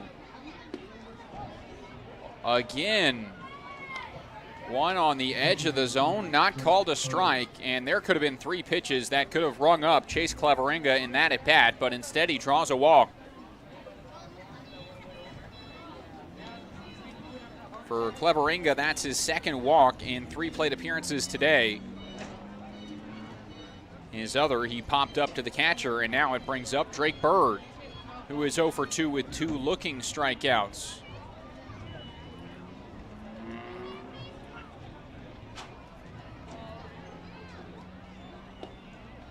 Low and in, 1-0. Inning started with 2 outs on 3 pitches, but that long battle by Cleveringa has lengthened the inning. Brings up his teammate Bird. And he fouls this one back, 1-1.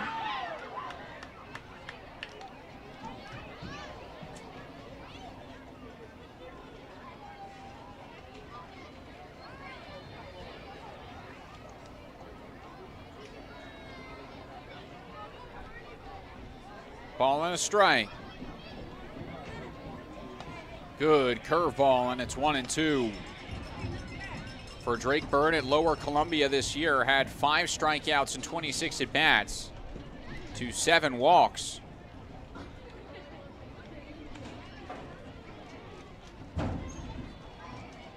Swing and a miss. Villaflor, the throw to first. In time, and a strikeout ends the top half of inning number 5. Drake Bird has gone down on strikes 3 times today, and Shipman goes scoreless in the 5th to send us to the bottom half. Pippins lead 5-2 here at home. Saving has never been easier at Bi-Mart. In-store or online, we're delivering more value than ever to our members. From direct mailed savings books, to digital savings guides, to everyone's favorite Lucky Number Tuesday. Plus, we're adding new ways to save with Bi-Mart's Buy It Online, Pick It Up in-store, new web-only items, and the ability to shop Cascade Farm and Outdoor and pick it up at your Bi-Mart store. More value, more products, more ways to save. Bi-Mart members save more time and money every day.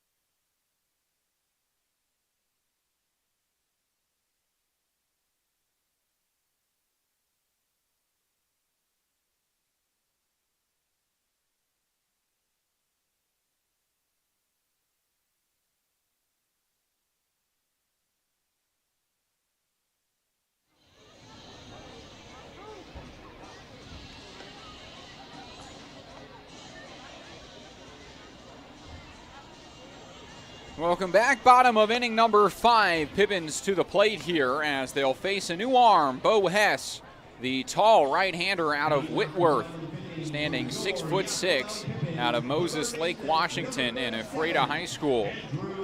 Bo Hess will get some action in this non-league matchup. Tossed 6.2 innings this year at Whitworth,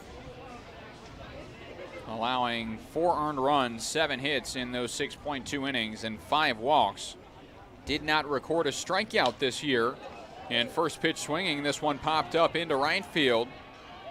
And it's tracked down by Peter King as Andrew Walters is out number 1. Now batting the pitcher number 3, Gabe Villaflor. And now Gabe Villaflor, the catcher, to the plate. He has singled, walked, stole 2 bases, and scored. Solid day in the debut for the Portland catcher.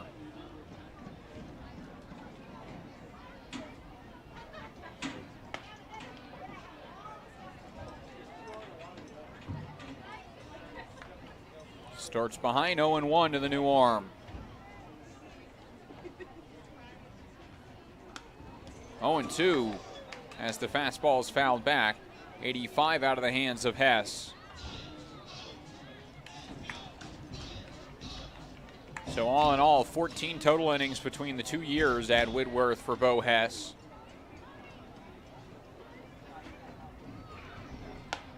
And a good fastball misses off the plate to move it to 1-2.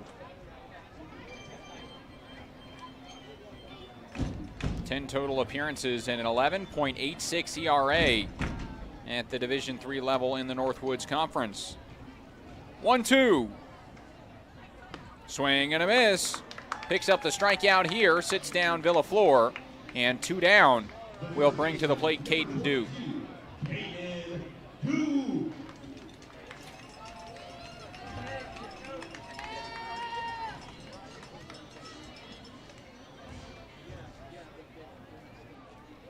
"11 walks to 3 strikeouts career at Whitworth for Bo Hess. But a quick start in this matchup. 2 up, 2 down with the punch out of Villaflor. And Caden Duke, a hot shot to third, off of the third baseman and into the outfield grass. We'll see if that will be ruled the 4th error of the game, or the first hit of the game for Caden Duke. That was 95 off the bat. And I think that's got to be ruled a single, and it will be. For the Pippins, that is their first hit since Gavin Matson's 2 RBI single in the 3rd. And it brings to the plate Gavin Matson.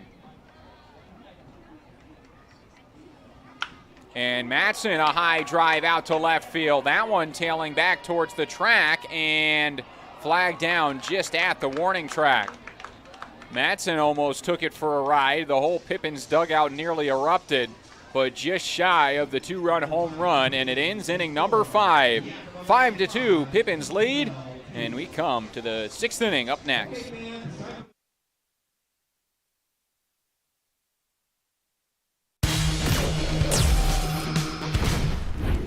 Who knew it was so difficult to find the right bank? I know. It's so confusing. Checking out your banking options? Oh, sounds overwhelming.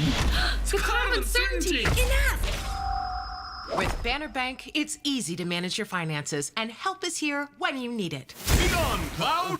Oh, wait. Built for action, built for banking. Banner Bank.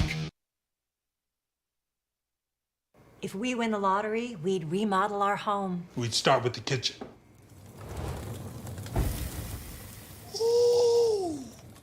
And out back is where the big trucks will go.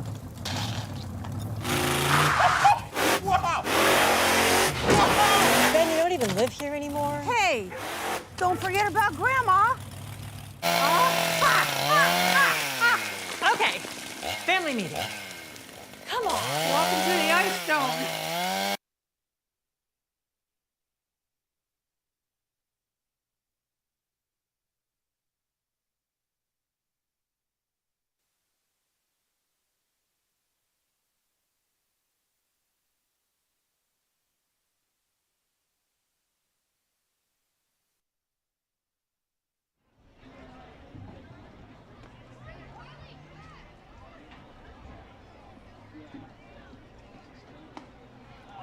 First pitch home is a strike out of the hand of Spencer Shipman to open up the top of inning number 6. Aiden McMurdo, the shortstop, is 0 for 2 today. A pop-up and strikeout in his 2 at-bats, and he puts this one on the ground. Griggs at second, makes the throw, and 1 up, 1 down for Spencer Shipman.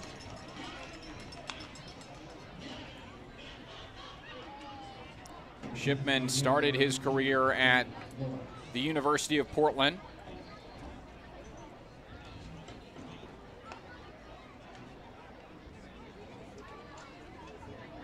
Out of Newman Lake, Washington, was a 4-year varsity player at West Valley High School, was all-league first team in 2017 when he batted .445 with 6 home runs and 20 doubles. Was all second team the following year. Helped his team win their 2nd straight district title his junior year and the league title in 2017. 0-2. Swing and a miss, and a 3-pitch strikeout for Spencer Shipman. And 2 away.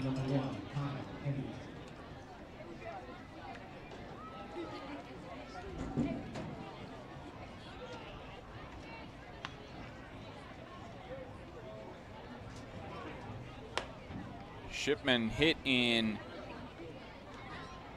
10 total games at Portland his true freshman season. Saw 17 at-bats, 1 hit, as this one's fouled away in the count to 1-1, which came against Utah Valley. It was a double to bring home a run. but transferred after that 2021 season. 1-1. Fouled back, 1-2. Kyle Hennington at the plate, singled in his last at bat. Prior to that, walked and scored a run.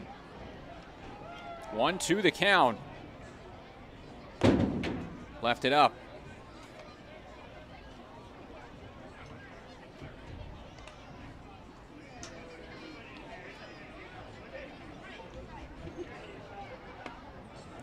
Good fastball there.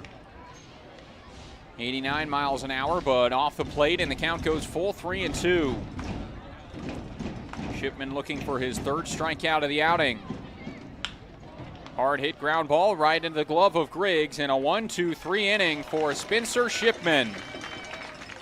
He's through 2 innings now of relief without allowing a run, and the only base runner, a 2-out walk in the 5th. Shipman heads back to the dugout, so do the Pippins. In a quick top half of the 6th, bottom half up next. Pippins to the plate when we return. Be an energy efficiency hero. Install high-efficiency natural gas equipment, and you can be just like Cascade's most energy-efficient player of the game. Match his ERA of $710. Put some runs on the board by upgrading your furnace, improving your home's insulation, and switching to a condensing tankless water heater. Cascade's bench is deep with both residential and commercial incentives. Check them out at our website or give us a call and be an energy efficiency player of the game. What's worse than standing in line at concessions? Now you can satisfy your appetite while remaining in your seat. With the mobile app Fan Food, you simply select Express Pickup and order your food. It is that simple. You deserve a VIP experience. Download Fan Food today.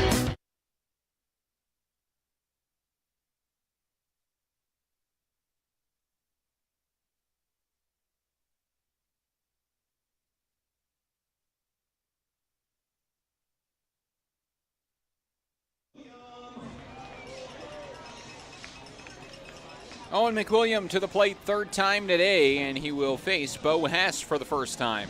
0 for 2 against Colin Hoover, who had his number with a pair of strikeouts today. As Hess's first home is popped up high to the right side, foul and out of play. 0-1 the count.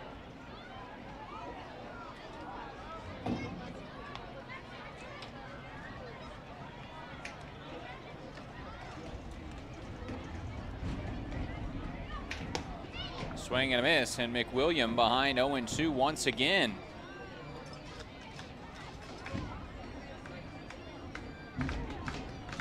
"29 strikeouts for McWilliam this year entering today's game, up to 31, which is now 2nd on the team. And a check swing. Did he go? He did. And a strikeout for the 3rd time for Owen McWilliam. It's the first out of the bottom of the 6th inning. Bo Hess continues to work on the mound.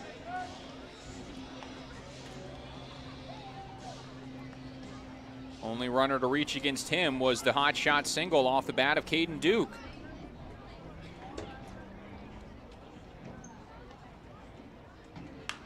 And Al Marinko swings at the first pitch and fouls it away, 0-1. That was 84 miles an hour right down the middle, and Marinko laid on it. As a new arm warms up in the bullpen, Marinko fouls this one back as well, and it's 0-2.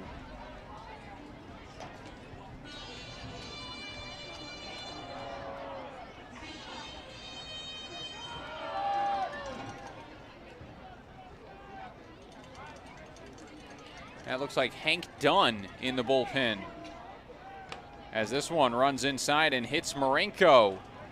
And Bo Hess just loses the 0-2. A hair inside, just enough to give Marinko the free pass. Second time that Spencer Marinko's reached today. A walk and a hit by pitch is 0 for 2 outside of those, and it brings up Tyler Griggs, who has one of the 5 Pippins hits in today's effort.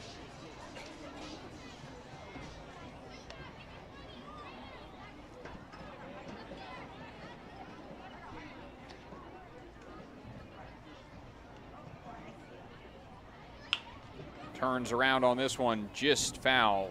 0-1.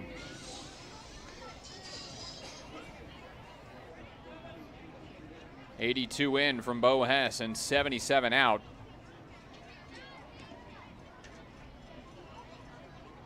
It was Cobalis and Hank Dunn warming up, just tossing on the bullpen.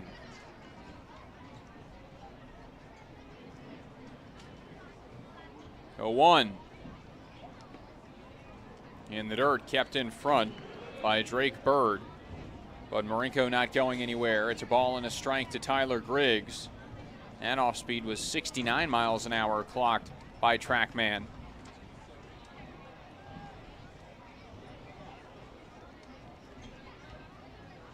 Griggs 1 for 2 on the day, has reached twice and has a stolen base.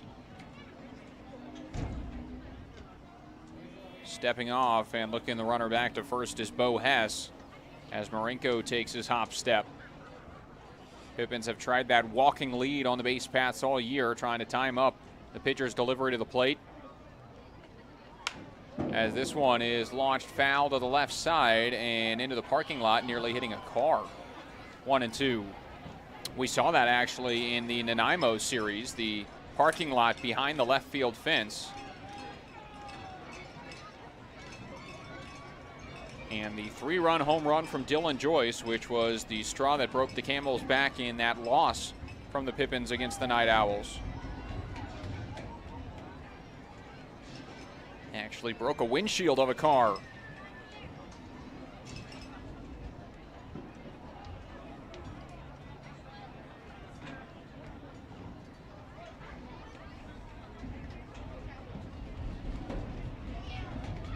One ball, 2 strikes. Runner goes. Griggs fights it off.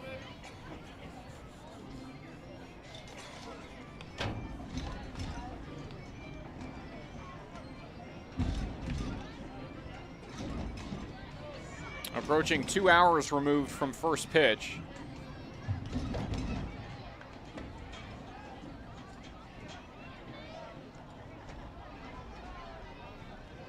As the next will come home to the second baseman, Tyler Griggs.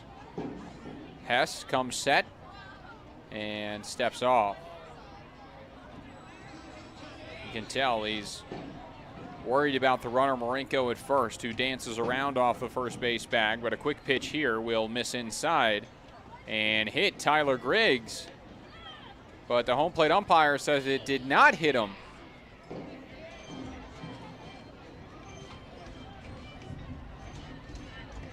So Griggs will collect his bat and have to step back into the batter's box after he thought he was hit by the pitch.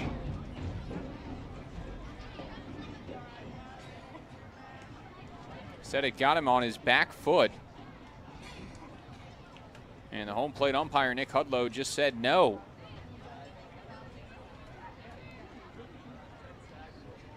Two and two. Runner goes.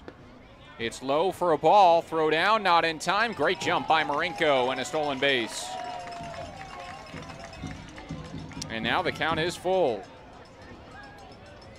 First stolen base of the day for Spencer Marinko after he was caught trying to take third in the 4th inning. Griggs has worked along at bat against Bo Hess and has a full count.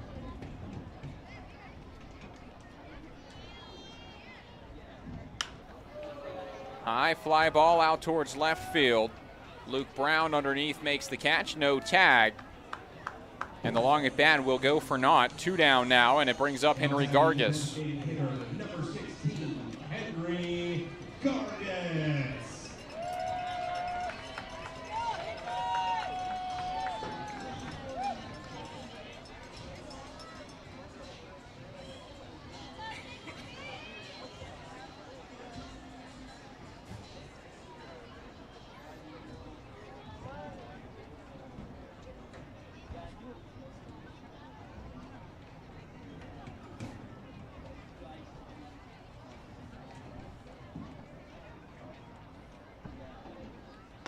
Gargas late on the first pitch, and it's 0-1. The DH today, 0 for 3. reached on an error, which was a hot shot off of Chase Cleveringa's glove at second, all the way back in the first inning. Would come around to score a run, but since then a pop-up to short and a looking strikeout on a 3-2 pitch to Gargis. 0-1. Takes a breaking ball right down the middle. It's 0-2.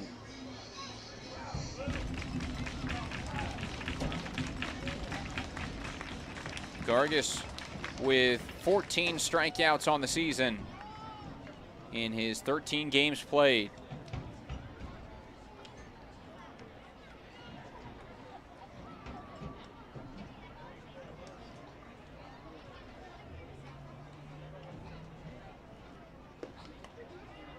This one cuts too far inside on the left-handed hitter. Shane Simpson in the on-deck circle is 0 for 3 on his line as well.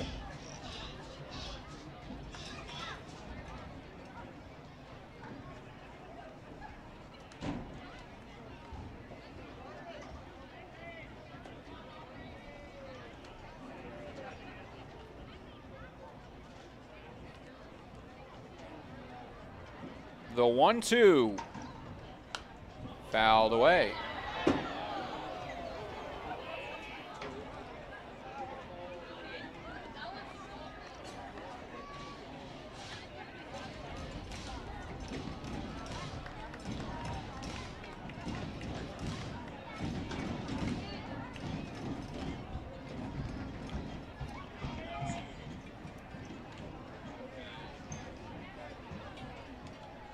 And Bo Hess will try again. 2 strikeouts on the day so far for the righty, and a 1-2 home to Gargis is rocked out towards center field and deep. Way back is the center fielder Hennington, and it's over his head. And one hopping off the wall. Gargis on the move up to third. Throw over the cutoff man, and it's an RBI triple for Henry Gargis. And the Pippins lead is 6-2.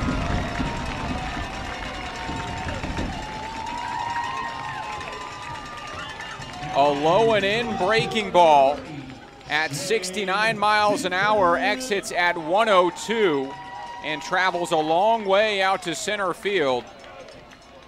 And one hops that big wall out in straightaway center. First run to score since the 3rd inning. And now the first pitch to Shane Simpson off the plate. It's ball 1.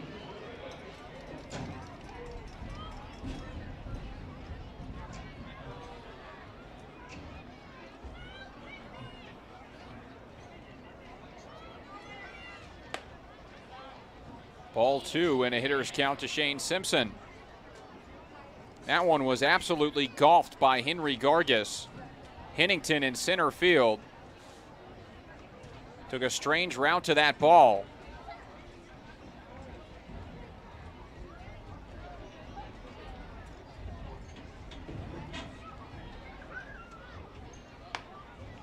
Started going straight back and then watched that ball go behind him, so had to move in the other direction.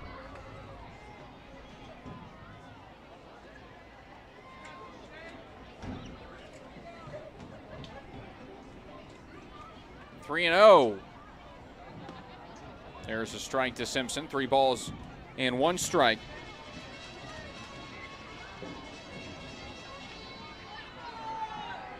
A lot of 2-out runs today.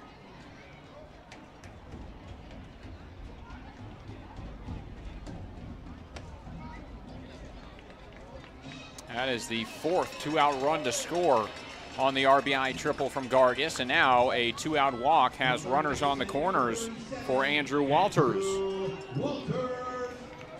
Bo Hess was cruising.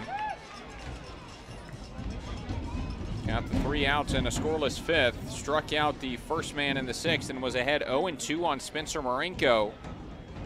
When a hit by pitch allowed the runner to reach. A fly out was the 2nd out, but a long at bat from Tyler Griggs was followed by the good at bat from Gargis to score the run.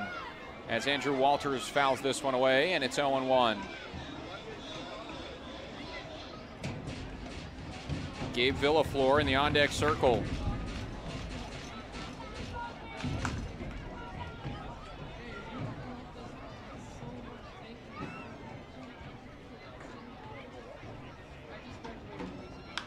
And now this one is popped up to the right side again, and it will escape off the light pole in foul ground, and it's 0-2.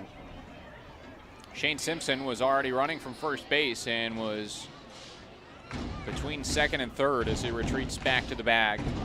And Walters finds himself in an 0-2 count. The third baseman is 1 for 3 today. Reached on an error, singled, flew out to right, has 3 stolen bases and 2 runs. This one in the dirt. Simpson will move up to second.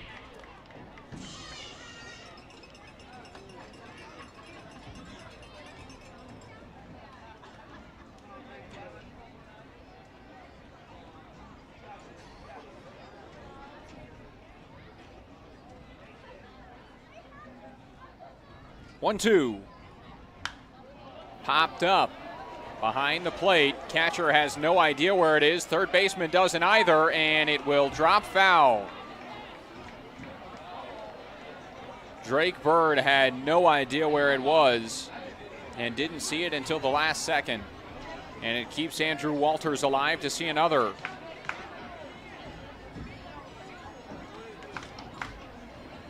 Was just underneath the high fastball.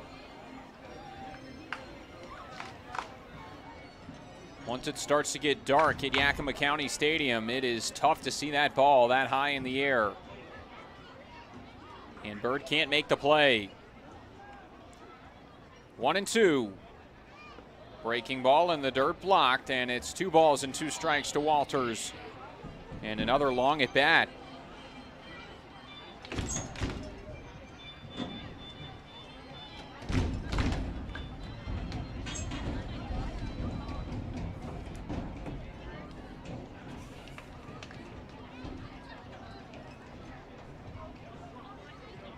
Six to 2 the score on 6 hits, no errors for the Pippins. 2 runs, 4 hits, 3 errors for the Cascade Collegiate League Showcase team. Bo Hess trying to get out of this 6th. And another high pop-up, this time finds the left side, and we'll see if Brown can find it in the lights, and he can. It's out number 3. Henry Gargis, an RBI triple, adds to the lead. It's 6 to 2, Pippins in front as we head to inning number 7.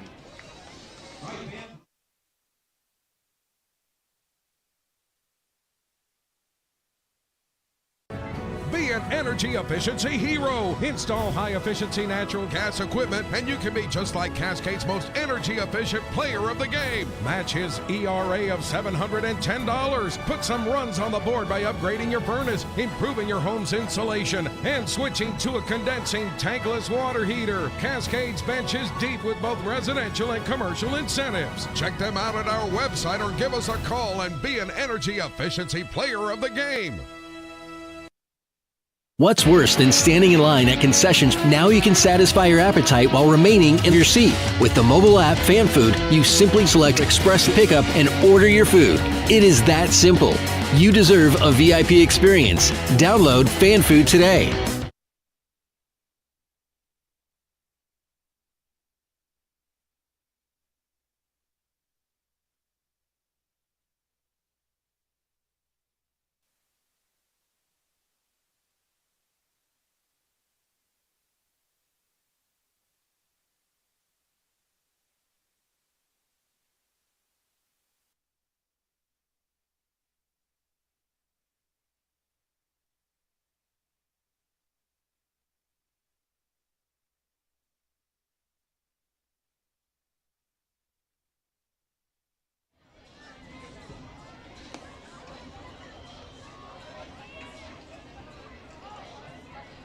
Leading off the top of the 7th inning for CCL, the third baseman number 34, Ryan Contreras. It's the 2-3-4 in the order that will come up to the plate, and taking over on the hill is Henry Gargis on to pitch to replace Spencer Shipman, who went 2 innings. Gargis will face Ryan Contreras, Luke Brown, and Caden Kirschenbaum.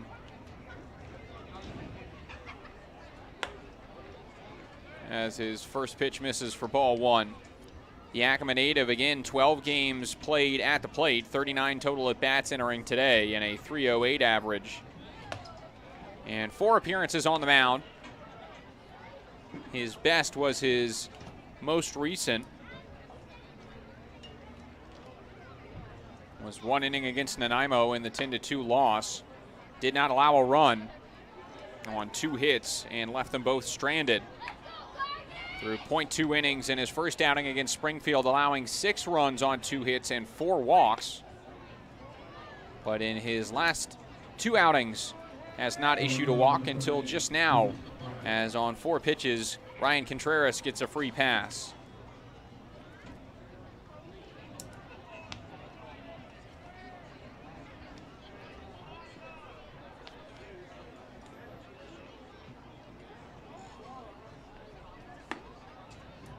Gargis 5 in a row. And it's a 1-0 to Luke Brown, who has walked, grounded out, and flown out today. Pop up on the infield. Gargis points to the sky. Underneath it, it is caught by Caden Duke and 1 out.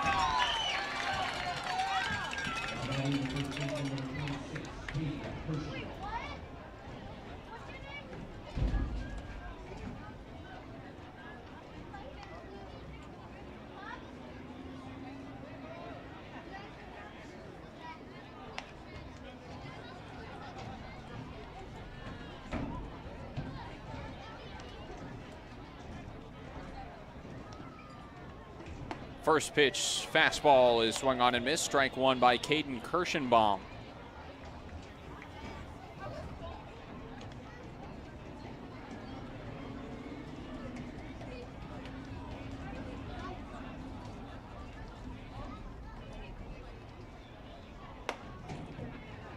And 1-1, the count starts.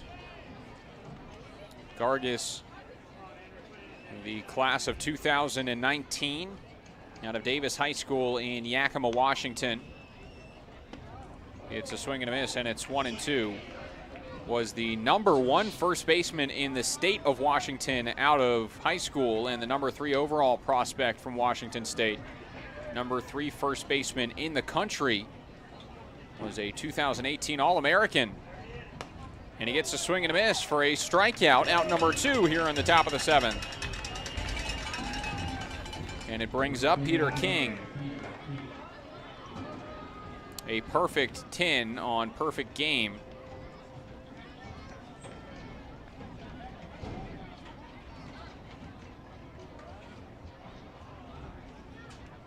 Attended the 2018 Perfect Game All-American Classic. 2019 preseason All-American and All-Region. And had the underclassmen honors in his prior 2 years. And this one is lined up the middle and a base hit from Peter King. That's his second hit of the ball game. And with 2 outs, 2 runners now on against Henry Gargis.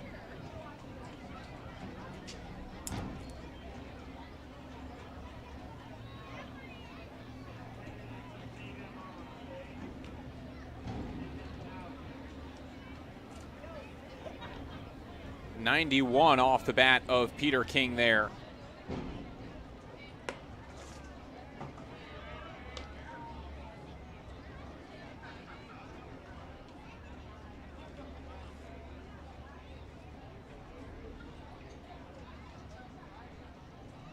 And Gargis's 1-0 is grounded off of his leg and into play, so it is foul, 1-1.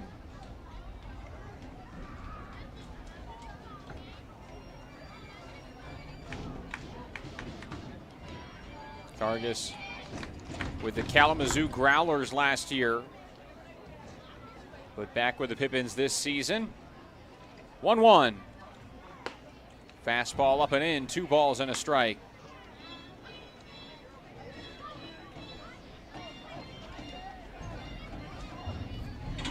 Top of the 7th, 2 outs, and 6-2 the Pippins lead. And off speed, pulled to the right side, and Griggs bobbles it, and everybody is safe. First error of the game comes from Tyler Griggs, and the bases are now loaded with 2 outs.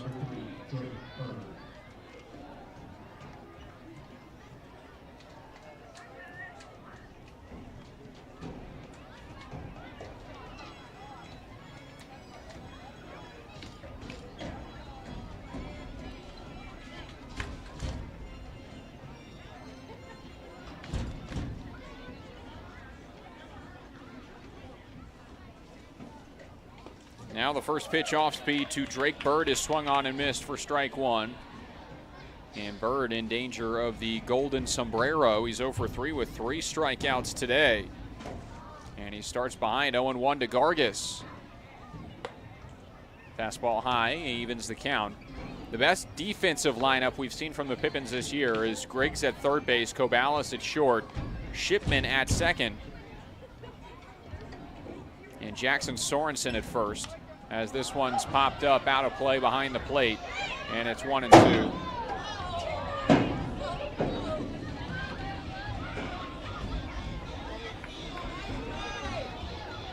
Spencer Marenko at shortstop has 6 errors this season, 5 more at second base for the 11 errors total, which leads the league. And Griggs adding an error at second base there, as a 1-2 from Gargis is just high to even the count.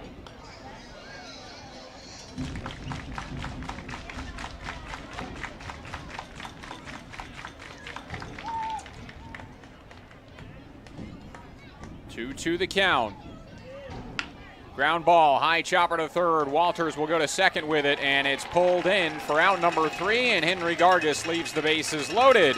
Another scoreless frame, this time from Gargis, and it's time to stretch at the Orchard. 6-2 Pippins lead as we sing Take Me Out to the Ball Game and head to the bottom of the 7th. Up next, you're watching Pippins Baseball on YouTube. Be an energy efficiency hero. Install high-efficiency natural gas equipment, and you can be just like Cascade's most energy-efficient player of the game. Match his ERA of $710. Put some runs on the board by upgrading your furnace, improving your home's insulation, and switching to a condensing tankless water heater. Cascade's bench is deep with both residential and commercial incentives. Check them out at our website or give us a call and be an energy efficiency player of the game. What's worse than standing in line at concessions? Now you can satisfy your appetite while remaining in your seat. With the mobile app Fan Food, you simply select Express Pickup and order your food. It is that simple. You deserve a VIP experience. Download Fan Food today.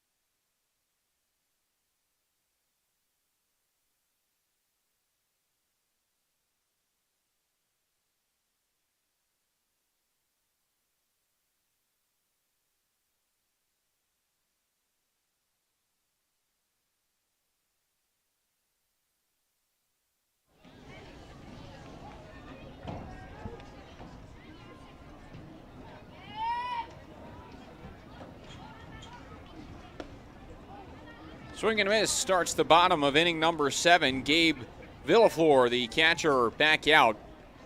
He is 1 for 2 today, a single and a strikeout, as well as a walk. Pair of stolen bases and a run in his debut with the Pippins this season.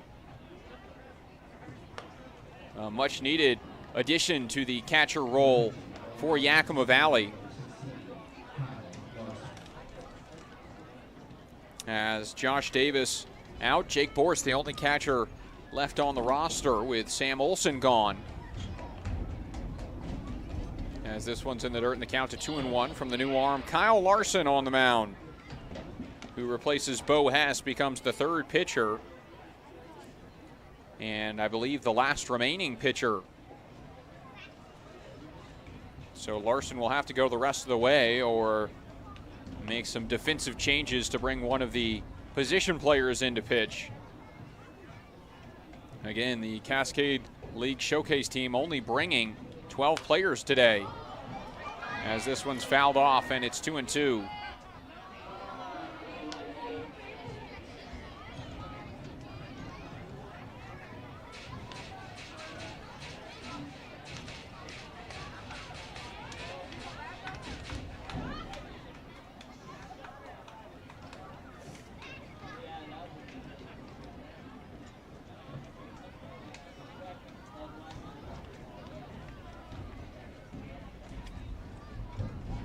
Two balls, two strikes.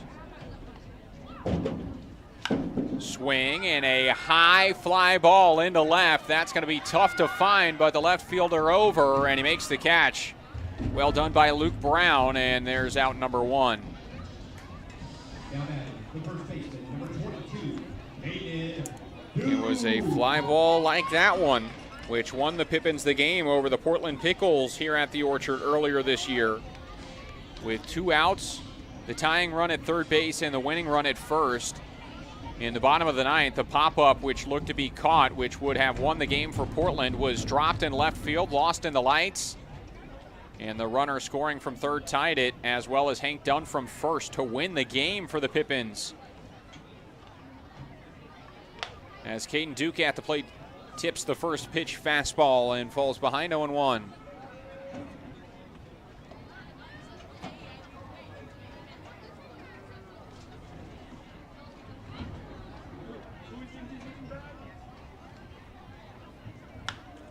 Now it's another high fly ball out to left, this time a little more shallow, and in comes Brown again to make the second catch. 2 up, 2 down.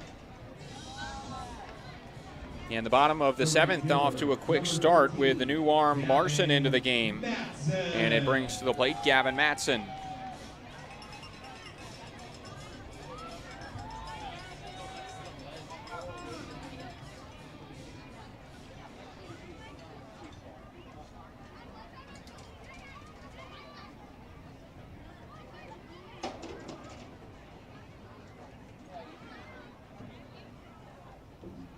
Matson, first pitch curveball to him, and it's taken for a ball.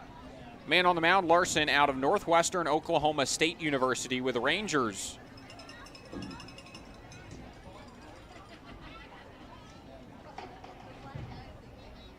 A tall lefty sets and comes home with a 1-0. 2 balls and no strikes.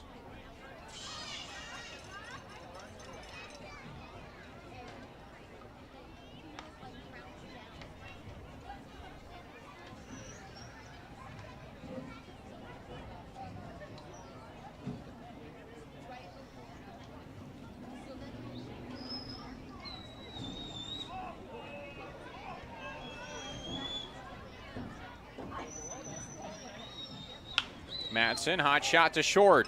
In and out of the glove of the shortstop. Recovery throw just beats him. And good job by McMurdo to regroup and make that throw for the final out. And good job by Kyle Larson, a 1-2-3 inning in the bottom of the seventh. Scoreless seventh inning on both sides, and we head to the eighth. 6-2, Pippins in front when we come back.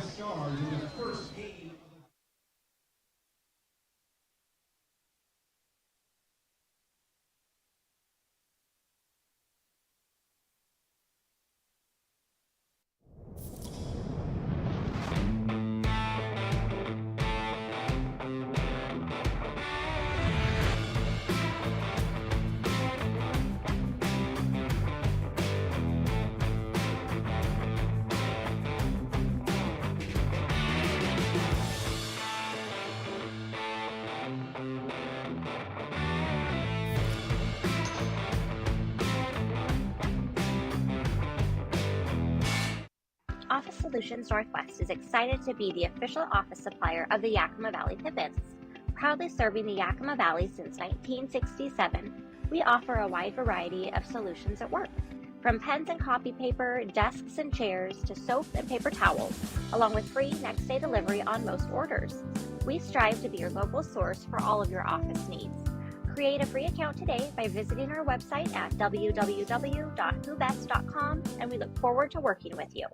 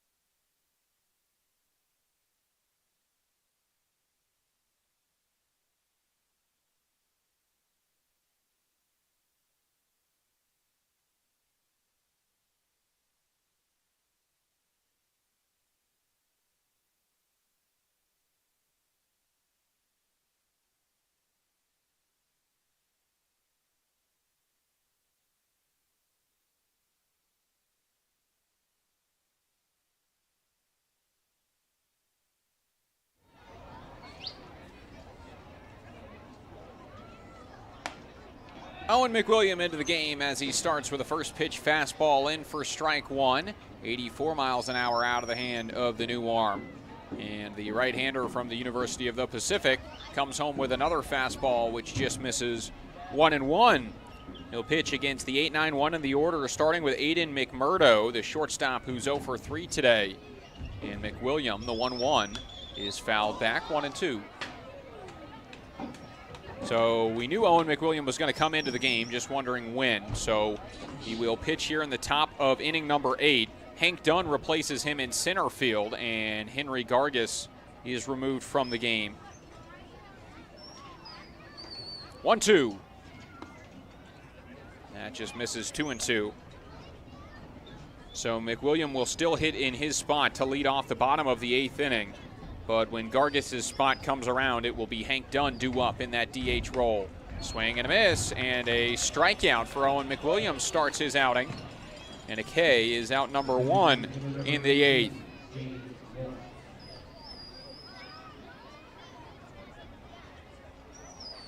So every pitcher that has pitched for the Pippins today has at least one strikeout. Carson Judd finished with a pair. Spencer Shipman with 2 more. Henry Gargis had 1, and now the first batter against Owen McWilliam. A strikeout, and James Lawrence up to the plate. Line out towards left field and right at Shane Simpson for out number 2. And 2 up, 2 down, top of the order, Kyle Hennington to the plate.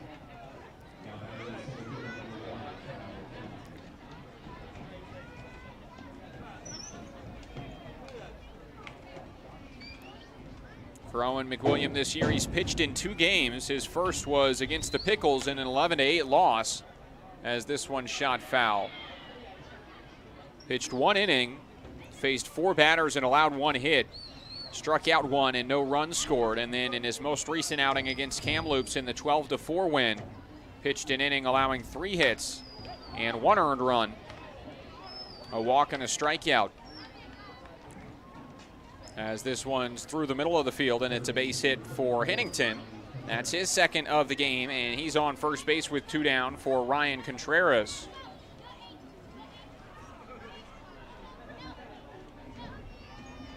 Contreras responsible for the 2 runs that have scored today for Cascades Collegiate League Showcase team.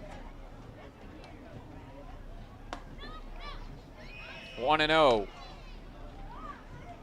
Had that 2 RBI double against Carson Judd in the 2nd inning, which plated James Lawrence and Kyle Hennington. And he starts ahead 2-0 on McWilliam here.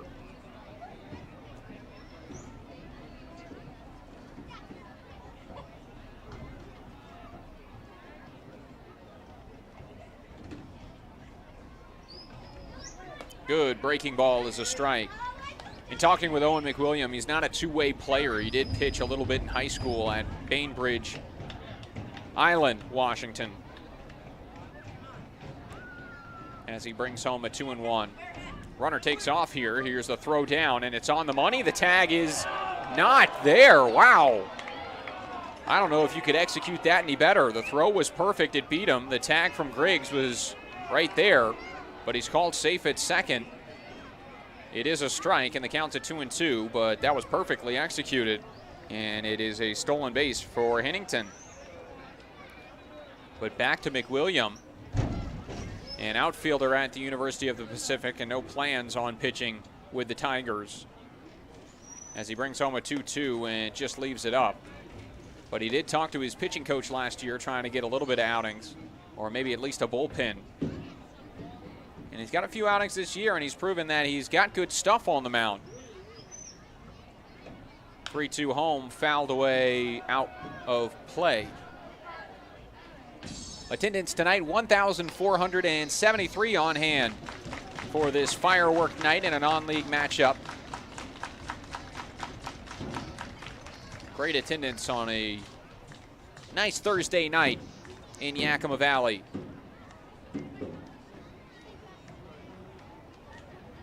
3-2, runner goes, and this one skied out towards right field. Moving in, Gavin Matson makes the catch and ends the top of the eighth. A scoreless eighth for Owen McWilliam, and that is now 6 scoreless innings in a row for Pippins pitching. Not bad as we head to the bottom of the eighth. They'll try and add to their 6-2 lead when we return. It's the 9-1-2 due up for your Yakima Valley Pippins.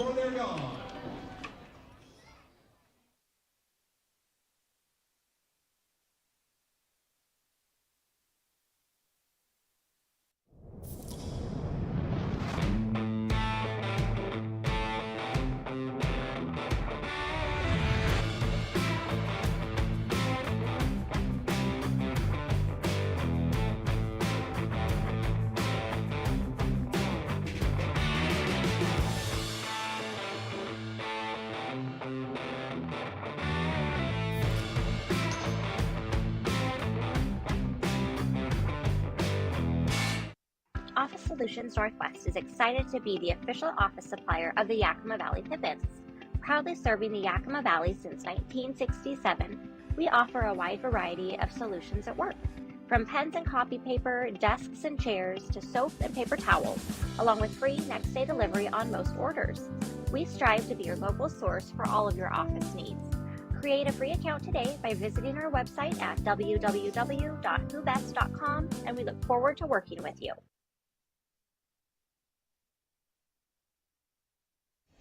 Leading off the bottom of the eighth inning, the pitcher, number 41, Owen McWilliam.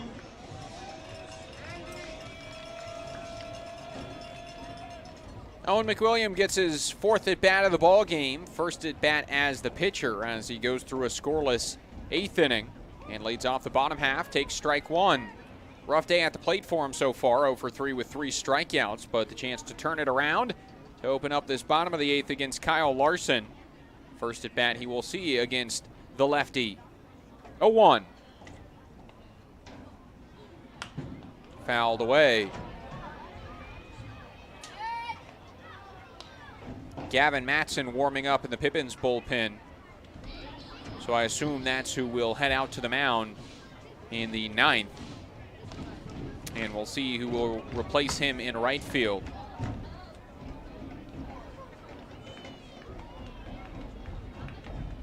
Oh, 2. Off the plate, 1 ball and 2 strikes. Maybe McWilliam will head back out to right field after pitching.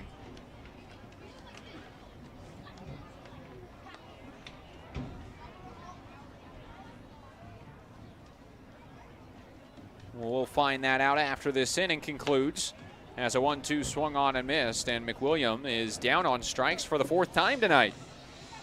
Out number 1, and it brings up Spencer Marinko in the top of the Pippins order.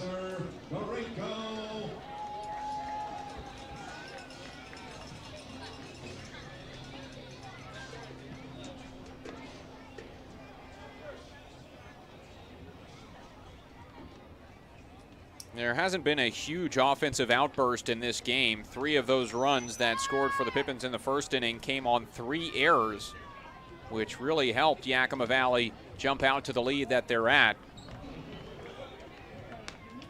And they've held on to that lead since. The Cascade Collegiate League Showcase team cut it to 3-2 with the 2 RBI double from Ryan Contreras in the second. But the Pippins created some distance with 2 runs in the third and another in the 6th inning on that high and hard hit RBI triple from Henry Gargis.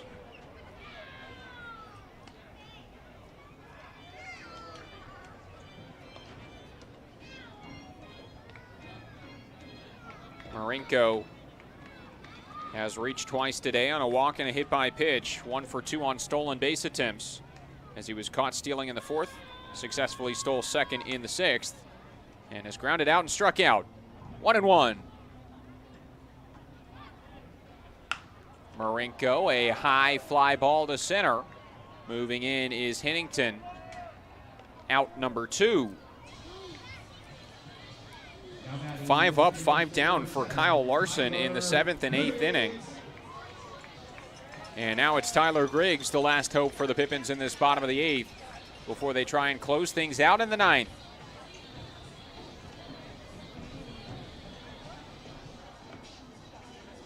Two and a half hours of game time right now, 9:36 Pacific time. Pippins looking to wrap this game up and get home as soon as they can, get to sleep, because they got to pack and grab the bus in the morning to head out to Port Angeles for a 3-game league series. First to Griggs is low for ball 1.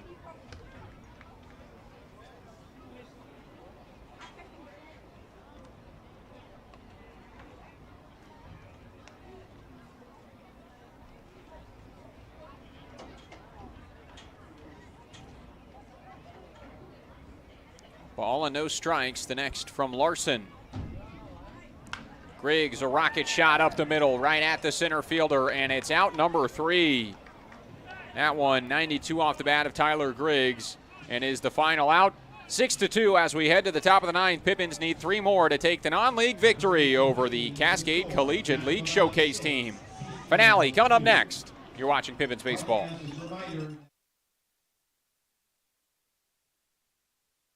The time is now to get started on your new career at Perry Tech. From AAS degrees in business technology and accounting and IT and communication systems to a fast 5-week professional truck driving program, acquire hands-on skills to help you reach your full potential. From financial aid to career services, the staff at Perry Tech are there to help you from start to finish. Take action today by calling Perry Tech 509-453-0374 or visit perrytech.edu.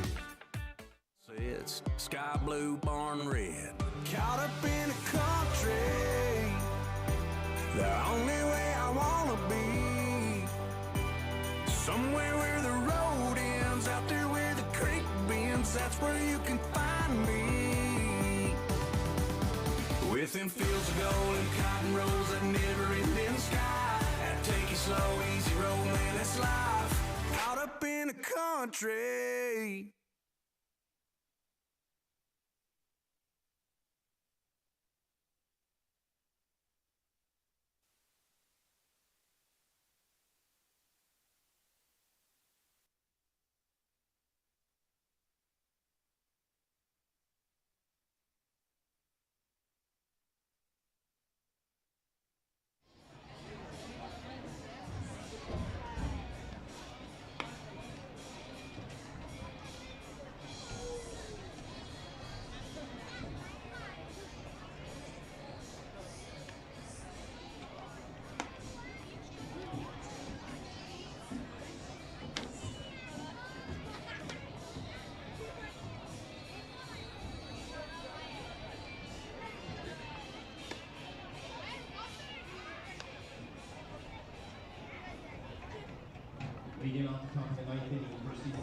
Top of the 9th inning. Pippins need 3 more to take the Exhibition League win over the Cascade Collegiate League Showcase team. Pippins won their last matchup against the Showcase team on a walk-off win on June the 20th. And they lead 6-2 here as they call on Gavin Matson to find the final 3 outs. As the righty from Kennewick, Washington will make his 17th appearance on the mound this year. He'll move in on the mound, and Owen McWilliam will move from the mound out to right field. So the outfield, left field is Shane Simpson, center is Hank Dunn, and right is Owen McWilliam. 2-0, the count starts on Luke Brown, the left fielder, who's 0 for 3 today. 3-0.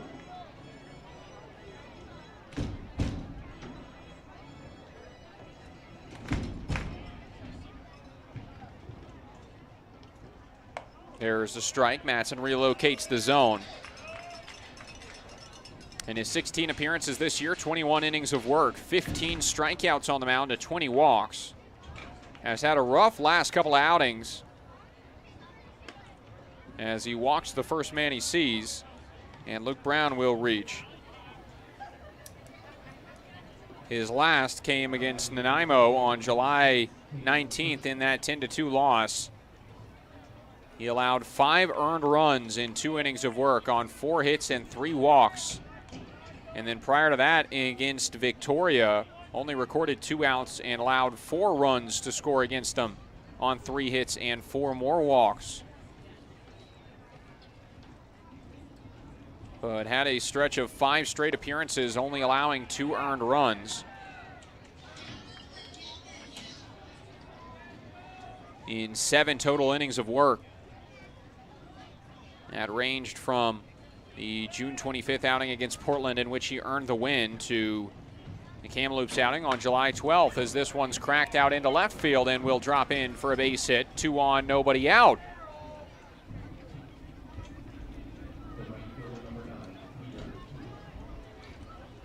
And it brings up Peter King. That's the second hit for Caden Kirschenbaum today, now 2 for 4. And Peter King at 2 for 3 today will hit against Matson in a lefty-righty matchup. So the Pippins will take on the Port Angeles lefties, who sit at 3-10 in the second half standings for the North Division, and overall dead last in the North Division at 14-25, 11 games back, and last place in the entire league. So the Pippins trying to take at least the series and hopefully all 3 to move back into contention in the South Division second half. Not that they're not in contention, still sit 2 games back from the Portland Pickles, but would love to gain a game.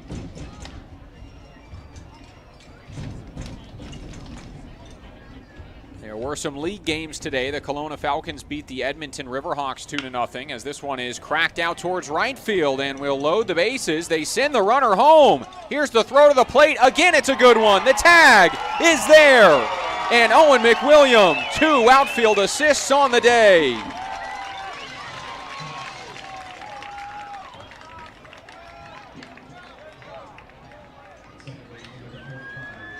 How about that? An outfield assist in center field, then you come into pitch, you toss a scoreless inning, and then you throw out another runner at the plate from right field. Busy day for McWilliam. And now 1 down as runners at first and third. Chase Cleveringa has reached 3 times today on 2 walks and an error by Tyler Griggs. And Matson misses the zone on the first pitch. Popped up to the catcher in his first at bat, walked in his next 2 plate appearances, and then the error in the 7th. Low and in, 2-0. Elsewhere around the West Coast League, the Springfield Drifters won 4-3 over Walla Walla. Every game in that series has been fairly tight. The Wenatchee Apple Sox trying to hold on to their win streak as they lead 6-5 over Kamloops at home. This one is slapped out towards left field. On the move, the left fielder. Simpson catches on the run. Runner coming home. Here's the throw. Gets away. Runner headed to second now. Matson's throw. That one high. Now heading to third. No, the brake's thrown on. And the Pippins avoid even more disaster. Shane Simpson was really close to that fly ball double play, but the short hop bounced a little bit higher than expected on the shorter catcher, Villaflor. If that one bounced a little bit lower, that tag is there, and I think that runner's out at the plate. It was a good throw from Simpson, just a bad hop. And then Gavin Matson's throw was high to Griggs, but they probably would have had Peter King at second base. Instead, the run does score. It's now 6-3 on the RBI sac fly from Cleveringa, his first RBI of the night. And a strike on a breaking ball into Drake Bird.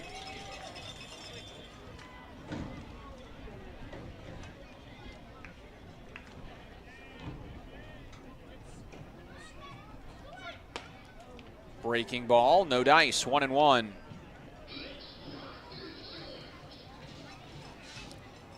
The Bellingham Bells lead 16-4 over the Victoria Harbor Cats. Corvallis won 7-6 over Cowlitz at home. As a good pitch there from Matson just misses, and it's 2-1. And then the Bend Elks beat the Raptors 5-3 at home.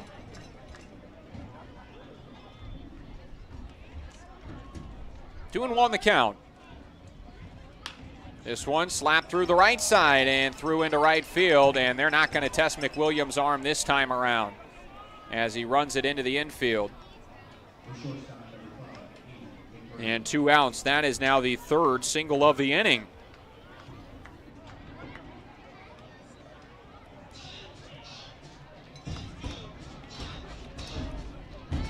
Peter King to third base. Drake Bird with his first hit of the game, now 1 for 5 with 3 strikeouts, a fielder's choice in the single.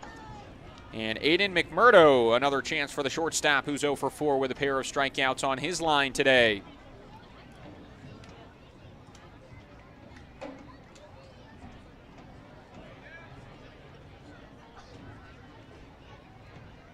Seven total strikeouts for Pippins pitchers today.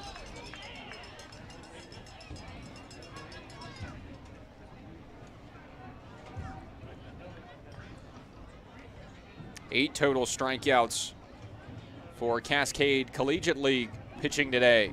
0-1. Ground ball foul, 0-2. And the Showcase side down to their final strike tonight. They have out-hit the Pippins 9-6 in today's game with the 3 singles this inning. But the Pippins in front 6-3 and 1 pitch away from winning the ball game. 0-2. Fastball up, a ball and 2 strikes.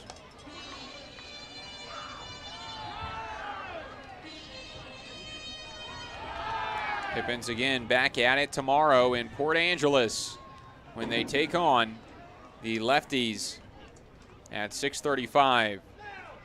Breaking ball, weakly hit right side. Griggs fields, throws, and retires.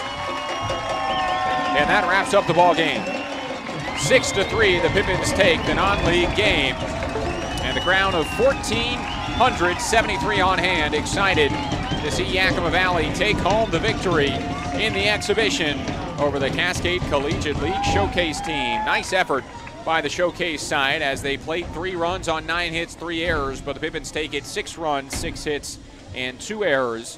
And we'll take a little bit of momentum into this next matchup tomorrow with Port Angeles when the bus leaves at 10 tomorrow morning. And the Pippins will get to Port Angeles around 2 o'clock, stay in the hotel, and get ready for a 6:35 game, which starts the 3-game road trip. So fireworks tonight.